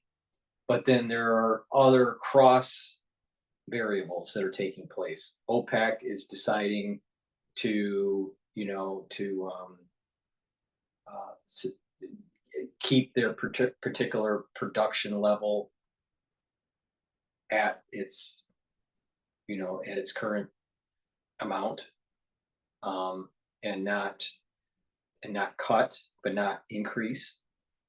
So, so the whole point here is that there's been a kind of a shift, a trading range shift. It used to be about 4 weeks ago, maybe at around 85 to about 75, but that has shifted down. Now, to me, it seems as though that new shift is at about, I want to say about a 72. This is kind of fine tuning this process, and it's starting to evolve. And it'll be interesting in how the Fed's announcement tomorrow will change this. But it seems to be trading at about 71 or 72 to about 65, 66. So around 71 to 66 trading range. All right. Now it's currently trading just above 71, 71.50. So it's testing that 70, 72. Now, when you weaken the dollar, normally oil will go up, assuming nothing else changed, like the number of barrels on the market, geopolitical risk, whatever, all right? Because just the only variable that changes is the dollar strength or weakness. weakening of the dollar will make oil go up. So I suspect that, assuming there's nothing that happens in the Middle East, nothing changes with OPEC, nothing changes with further deterioration of China's economy, I suspect that there's going to be a little bit of a shift up with this trading range. So instead of it trading from 71 to 66, it may shift up to maybe 77 or 78 to maybe 73. All right. So there might be a little bit of a shift up, maybe even going closer to 75. And if it goes closer to 75, then you're probably going 75 to maybe 68 trading range. But we have to see how that evolves. Now, oil is extremely volatile, and it's hard. You can't really use fib sequences because there's so much volatility that it doesn't really lend itself to that kind of structure like you would see with equity markets. It's hard to do fib sequences with the oil market. It can be done, but it's not as accurate, right? Because there's so many variables and event risk. Plus, you have OPEC, and there's government intervention and all this. There's too much intervention that takes place. So it's you kind of just have to kind of surf the price curve as it's evolving, and you get a feel for the range.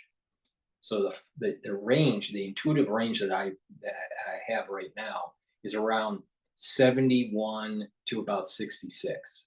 All right. But with this Fed announcement cutting rates, I think it's going to shift up. Now the question is, how much will it shift up? Will it shift up, to about 72 or 73 to about 77? I'm sorry, 72 or 73 to 67 as a range, a trading range? Or will it go to about 75 to about 68 as a trading range? I'm not really sure. It just depends. We have to see what happens tomorrow. But I suspect in the short term, oil is going to be trading up. In the longer term, there is going to be some price pressure to get it back down to that lower trading range because of the amount of oil that's on the market and because the deterioration of the economy in China. Now, if China starts to reverse its economy, then it'll bid up the price of Brent, and then WTI will follow. So we'll see what happens. There has been for several weeks, there has been a move downward in oil. All right. But for the last few trading days, there's been an uptick. All right. So we'll see what happens. I think part of that is the announcement by OPEC that they're not going to increase production. And, the weakening of the dollar because of the Fed announcement. That might be another reason. It could be that it sold off so much over the several weeks that this is a bounce up. That could be too. So, but I think that in the short term, oil will go up, and meaning the next few trading sessions, and it may try to stabilize a ceiling and then come back down and try to establish a trading range for the floor. I think that trading range after the Fed announcement may be at around 73 to about 67 about 67 to 73. Could be even 75 to 68 as a trading range. So that's the oil. It looks like there was some sort of explosion in Lebanon. Of the capital favor. We spent so much time talking with experts about methods, strategies that Israel might use if there were a concerted retaliatory strike against Hezbollah or the opening of a new front. We've heard about cruise missiles, drones, maybe even boots on the ground, never pagers. Kaylee, this is a story that you wouldn't believe if you saw it in a movie, and we're still getting a sense of the scale of this attack. Yeah, again, thousands injured, according to authorities in Lebanon. And of course, the use of pagers, in its very nature, this is older technology, right?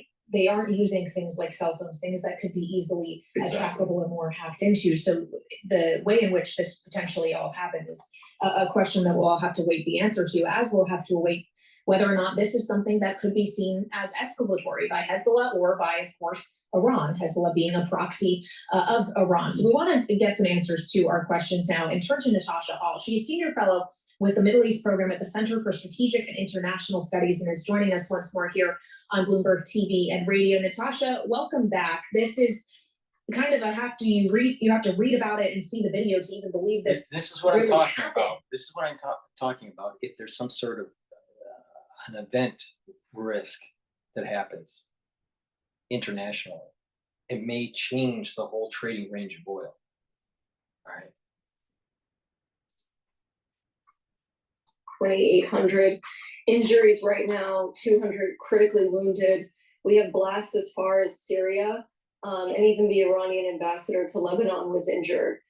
So it certainly harkens the notion that there might be some kind of escalatory attack for this quite embarrassing, to be honest, attack on Hezbollah operatives throughout the country in Lebanon and in Syria. It's unprecedented. I don't think we've ever seen anything quite like this before. And as you mentioned, pagers are actually an old technology that Hezbollah operatives were encouraged to use because they are less hackable, less traceable. And so, we're all wondering sort of how Israel could have gotten into these pagers if they had infiltrated the supply chain, which would suggest even a kind of psychological operation on Hezbollah, where they will be highly suspicious of partners and members within their communities. Pretty remarkable. Lebanon's telecom minister, Johnny Korm, suggesting that batteries on these devices likely overheated. He's calling it foul play, and Lebanon was quick to blame Israel, as we've been reporting. Would we expect Israel to take credit if that's in fact true? I doubt Israel will take credit, but we do know that just yesterday they had accused Hezbollah of potentially assassinating a high-ranking Israeli military official. So this could have potentially been retaliation for that. But in all likelihood, this was a long way of planning something. These devices, this would have taken a great deal of intelligence work for months in advance. Well, and it has been months now, Natasha, that we've been braced, waiting to see if Hezbollah was going to try to strike Israel directly, or Iran for that matter, for the assassination of Hezbollah commander earlier this summer, and then, of course, the subsequent killing of Hamas's former political leader in Tehran just days later. Is this likely to bring forward the timeline with which Iran or Hezbollah would consider that retaliatory strike actually taking shape? Because to this point, they've kept the world waiting. It is possible, although, I think Hezbollah is significantly weakened right now. There are hundreds in hospitals right now. So physically and psychologically, they've been weakened as well. That said, again, this is quite an embarrassing attack on Hezbollah. And so they would be pushed, I think, to do something in response. What I would say is the most immediate fear for probably US officials is that they were struggling to get a deal on the table between Lebanon and Israel to really demilitarize the border area there in return for some kind of economic package for Lebanon, which has been struggling for a long time. And I doubt that deal is going anywhere anytime soon.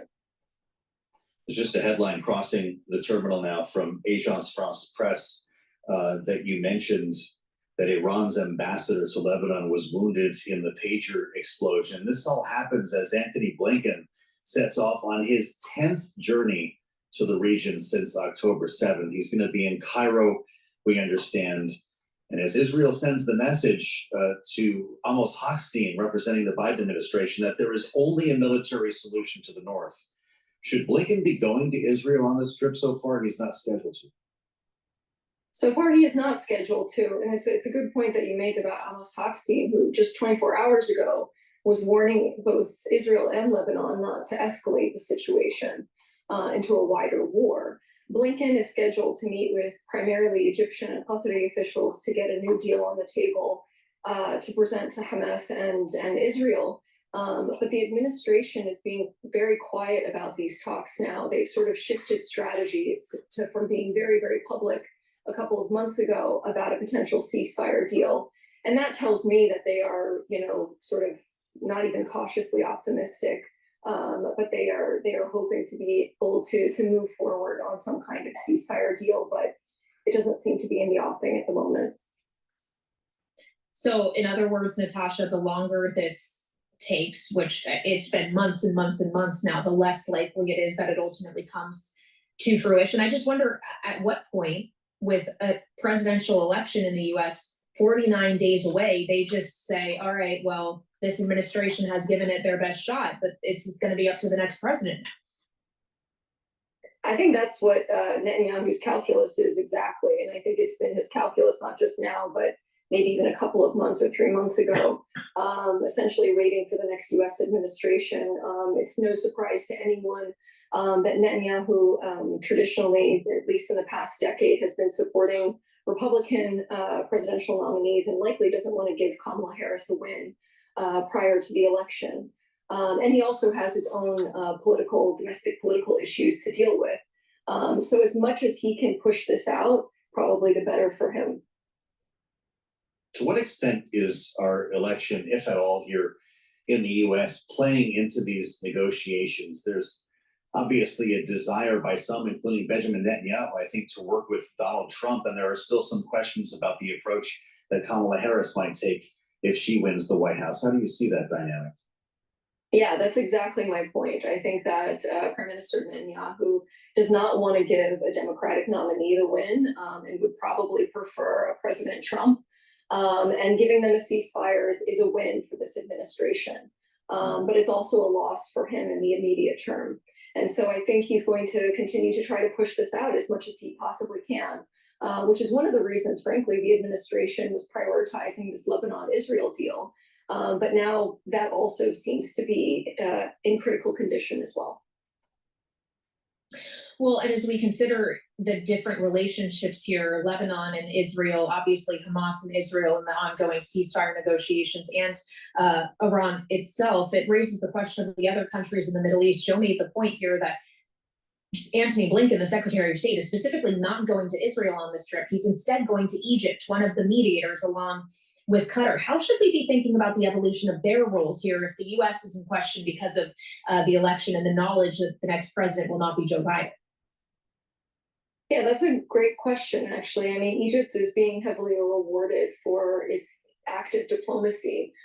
It's going to have to be instrumental in any kind of peace agreement or ceasefire deal, as one of the sticking points is the Philadelphia corridor, which is along the border of Gaza, the Gaza Strip and Egypt. And the administration has also said that it will unlock a major aid deal to Egypt that it had been blocking because of human rights abuses. So Egypt has certainly, become more of a priority as these negotiations have gone on, in recognition that they will be very, very important moving forward. I have to ask you about what's happening elsewhere in the region with regard to Iraq. And I bring this up today because the Iraqi Prime Minister, Mohammed Shia al-Sudani, sat down with Bloomberg TV and had a message to send that it's time for American soldiers to leave, remembering there are 2,500 left who were put there to fight ISIS. Iraq is a different place now than it was, obviously, at the end of major combat operations and in 2014, when the fight against ISIS happened. How should the U.S.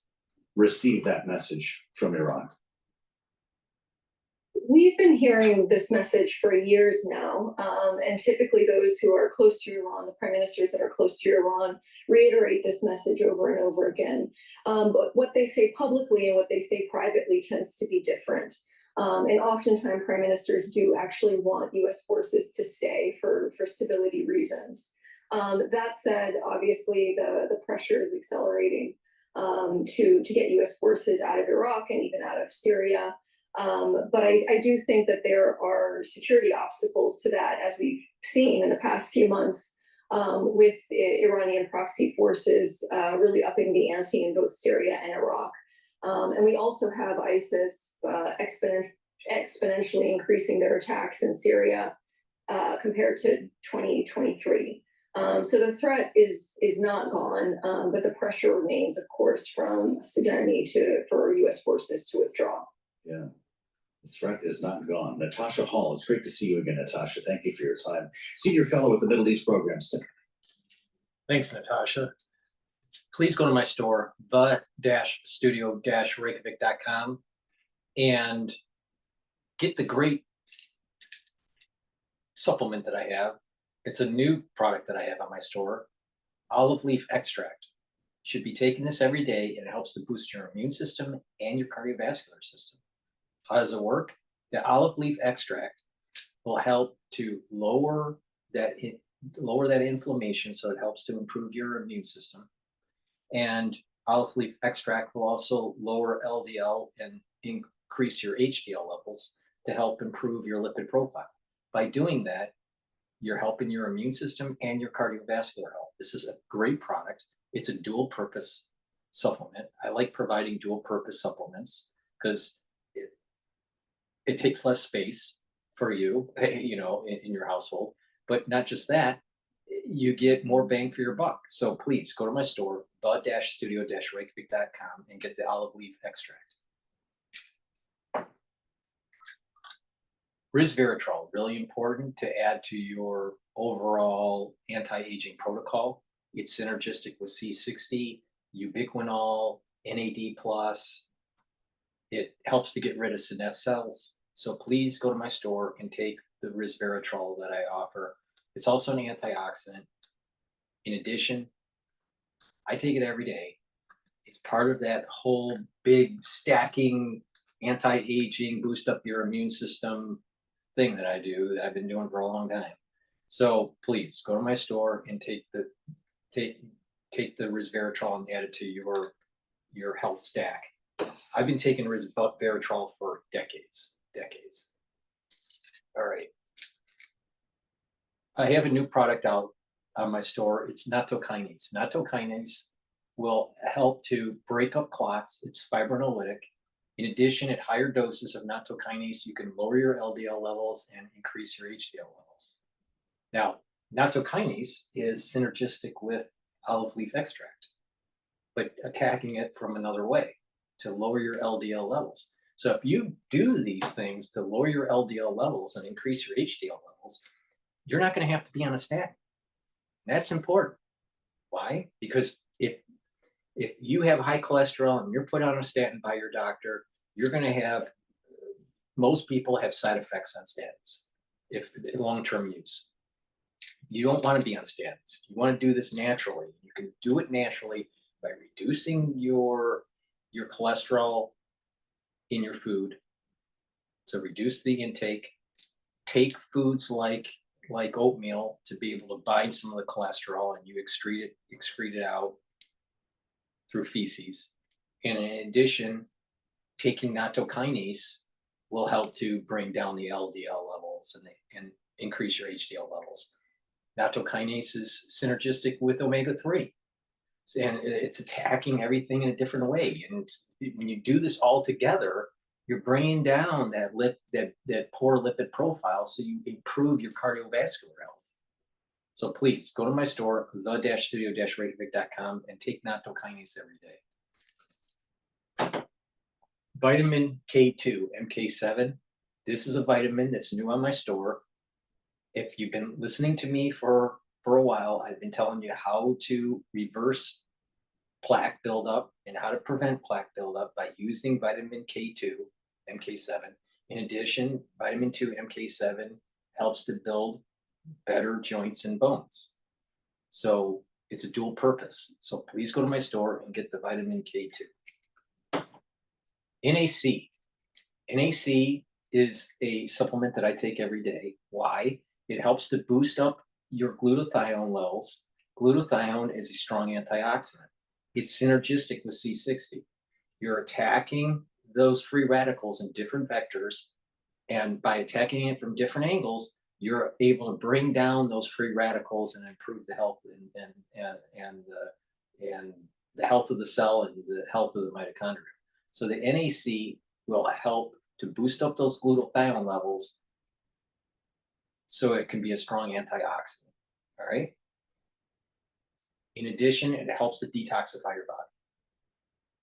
And NAC helps to improve mental health. It helps to improve some of the issues that people may have with ADHD or anxiety, helps to calm that down. So NAC, it's important to take every day to boost up those glutathione levels.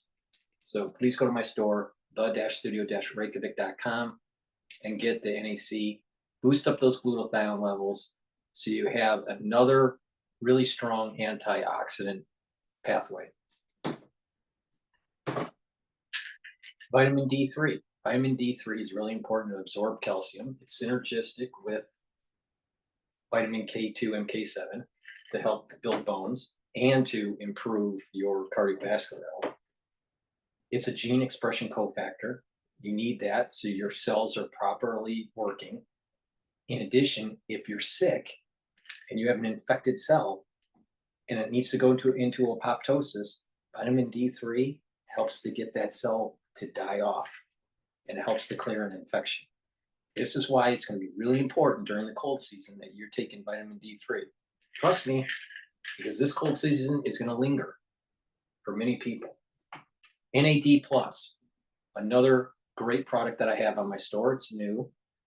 NAD+ helps to boost up your energy levels, and it helps to repair DNA damage. You have a DNA repair mechanism in your cells. NAD+ helps with that DNA repair mechanism. In addition, NAD+ helps with neural health. So please go to my store, the-studio-reykjavik.com, and get the NAD+.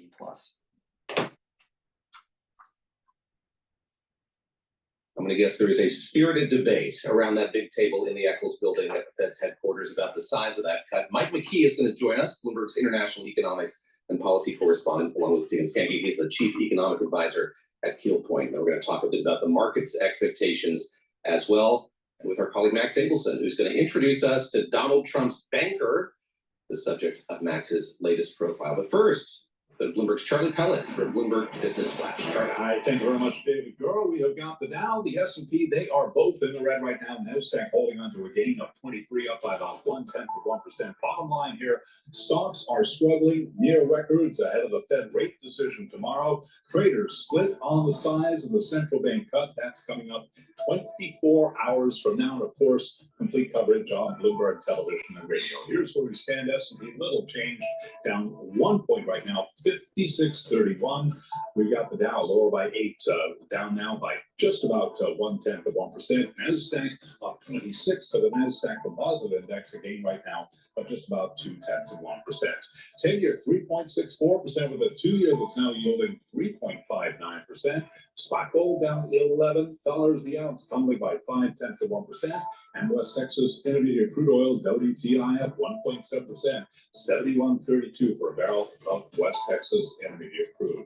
Retail sales in the U.S. unexpectedly rose in August, supported by online purchases that masked more mixed results at other merchants. Among retailers today, Amazon shares, they're up 1.1%, truly a mixed picture, with Walmart right now down 2.5%, Macy's up 0.5%, Target, meanwhile, trading lower by 0.6%.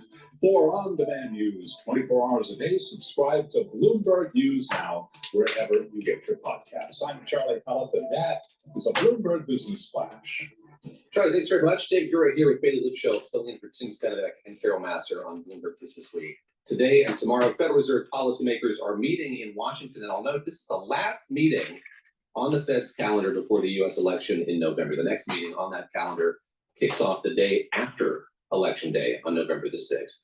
Tomorrow at 2 o'clock Wall Street time, the Fed is expected to announce its cutting rates, maybe by a 0.25 percentage point, maybe by a half if some Democratic senators were to get their way by more than that. We're going to have to wait and see what the verdict is. Joining us now is Stephen Skanke, the Chief Economic Advisor at Keel Point. Steve used to work in the Treasury Department and was a staffer at the National Security Council. Steve, it's the parlor game of everyone's choice today, 25 or 50. I'd love to hear what your guess is, educated as it may be, what you think the Fed's going to do tomorrow. Well, my best guess, well, first, thanks for having me on. It's great to be with you, David and Bailey.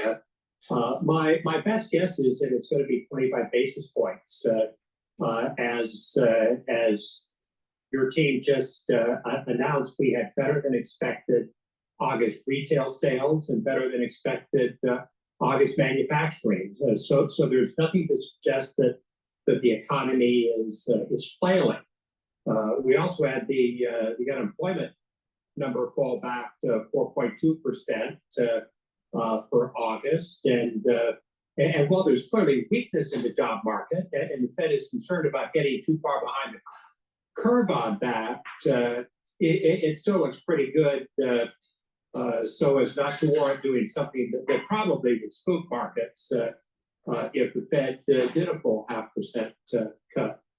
Well, that would be my question, Steve. What is the driver for a 50 basis point cut? A week ago, the swaps market was implying about a 25% chance of 50 basis points. Now we're at about 55%. So what is the market? What are market participants reading into that are making them, I guess, more optimistic or looking for a jumbo rate cut?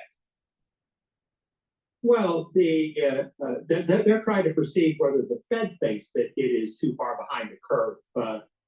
We had no cut in July. At the end of July, some thought that they should have cut. Then there was what was a weak July jobs number. They're not behind the curve. They're actually ahead because inflation is above the 2%. So you don't want to cut when the inflation is above the target. And unemployment rate is below natural unemployment. You would want to cut when unemployment is higher, or you do a cut when there is a rare economic banking crisis, right? But we don't have a banking crisis right now, and we don't have a gigantic economic downturn like a Lehman kind of event. We don't have that. They're ahead of the curve, and that's why I'll tell you, these people, they prefer a lower interest rate because they know these people, they get your investment dollars. All right, these are professional investors. All right, they run funds and all this stuff. They need a lower rate to have better leverage, to be able to take loans and have better leverage, and they know that when the Fed lowers rates, it eventually, that hot money moves into the equity market.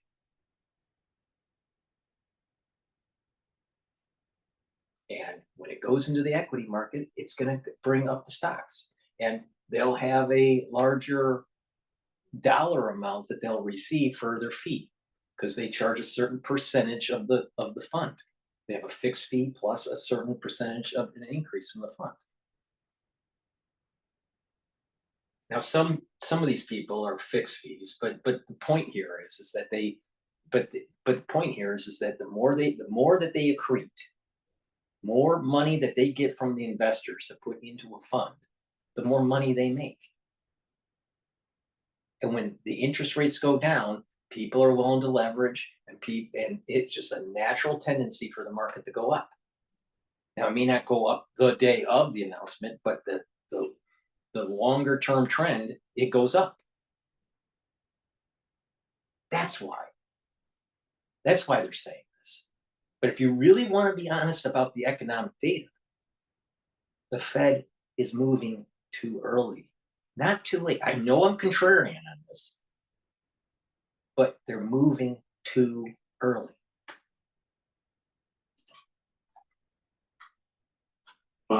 And the unemployment rate bumped up to 4.3, and there was a lot of angst about that. And the question is, even with the revisions to June and July data, is the situation in the job market as dire as some seem to think it might be coming when we have the July jobs numbers in August? Steve, I'd love to ask you just about framing, and I guess the way in which this decision is going to be framed, pulling back a little bit, the way future decisions might be framed in light of who gets elected come November the 5th. But I think there was this kind of chorus of people saying over these last few weeks, if we get a jumbo cut, it's going to be a sign that the Fed is panicking, that there's some feeling there that it missed the ball, didn't cut rates as soon as it should have. How do policymakers deal with that, the kind of chorus of skepticism surrounding this? And then as I kind of pull back again, looking toward the election, this fear that the Fed might be seen as political, even if we hear over and over again from, I think you could say, an increasingly irritated Jay Powell, these allegations that, you know, this fiercely independent, historically independent entity is somehow political or doing something because of the political currents that we're seeing right now. Well, of course, that's part of the challenge too, to think that they're being responsive to the political currents. On the other side of it, they don't want to do something, even if they thought that a half percent cut was justifiable. What does that signal in view of the positive economic data that we just had, both with unemployment going down, good jobs, good retail sales and manufacturing. On the other side of it, you have Governor Waller, who's been an advocate of making your first increase a significant one to capture not only the attention of the economic impact, but also the forward guidance aspect of it, and likewise on the cutting side, to have the first cut be a more dynamic cut, and so they're going to wrestle with that. They were, the minutes showed that they were actually sort of on the borderline as to whether they would cut at their end of July meeting. They decided not to, and that decision was fine. And then they had all of this second guessing that happened after that.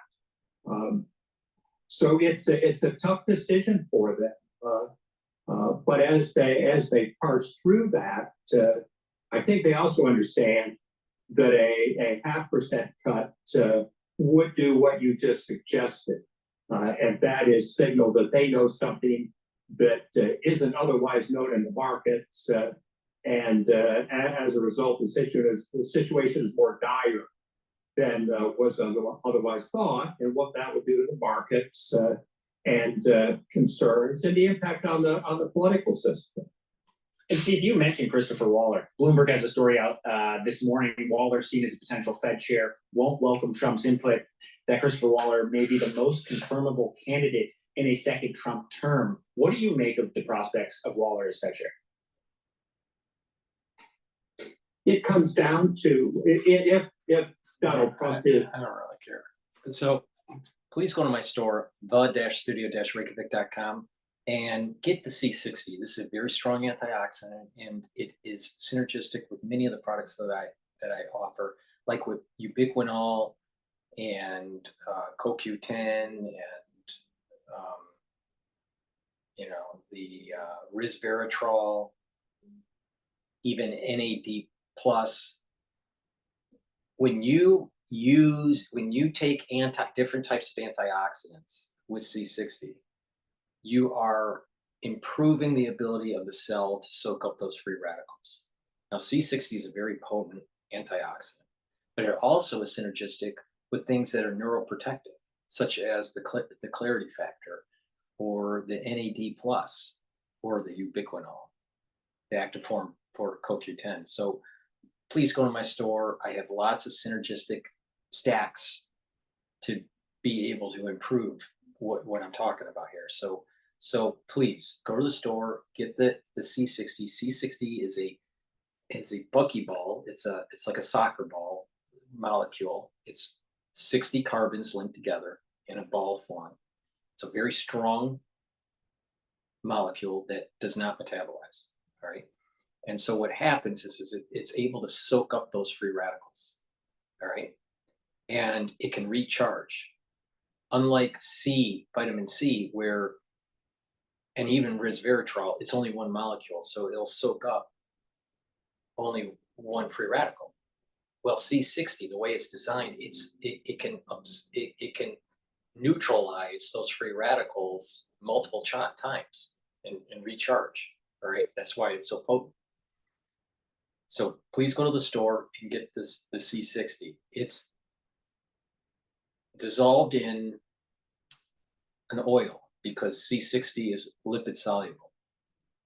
right, so I have it in extra virgin olive oil, I have it in MCT coconut oil, and also in avocado oil. You take a teaspoon a day, every day, and that will soak up those free radicals, bring down that stress on the cell and boost up the mitochondrial health, and then you have more ATP. When you have more ATP for the cell, you have more energy for processing and for cellular metabolism, and with improved mitochondria and more ATP, you're going to improve your your neural health. So please go to the store and take this every day. Go to the store, the-studio-reykjavik.com. All right. I take this every day. It's part of my stack. All right. Again, the three main pillars: neutralize pathogens with structural nanosilver liquids and gels, take C60 and the other antioxidants that I offer on the store to bring down those free radicals and to bring down inflammation. You want to be taking like the turmerics, the ashwagandhas, the olive leaf extracts, right? Bring down that inflammatory response, the lignans. So please go to my store and get the C60. This is the end of my transmission for today. Hopefully you learned about how the markets are moving, how the dollar is going to be weakening, how maybe the oil market will be going up, at least in the short term. And there may be additional down pressure because of the amount of barrels of oil that are on the market. How the currency market's moving, the VIX is low, the equity market will probably increase after the Fed announcement. Again, there's going to be wild swings on the day of the announcement, before and after, but several trading days later, things will stabilize and there's going to be a movement upward. So please go to my store, the-studio-reykjavik.com, and get those supplements that I've been mentioning. Please ask your social media to follow me. I need a larger audience so I can help to teach people about what's going on in the financial markets, tell people what's going on in international affairs, and also how to improve your health. So I appreciate it if you reach out to your social media and ask them to subscribe to my channels and my X and GETTR feed. So thank you for listening and have a nice day.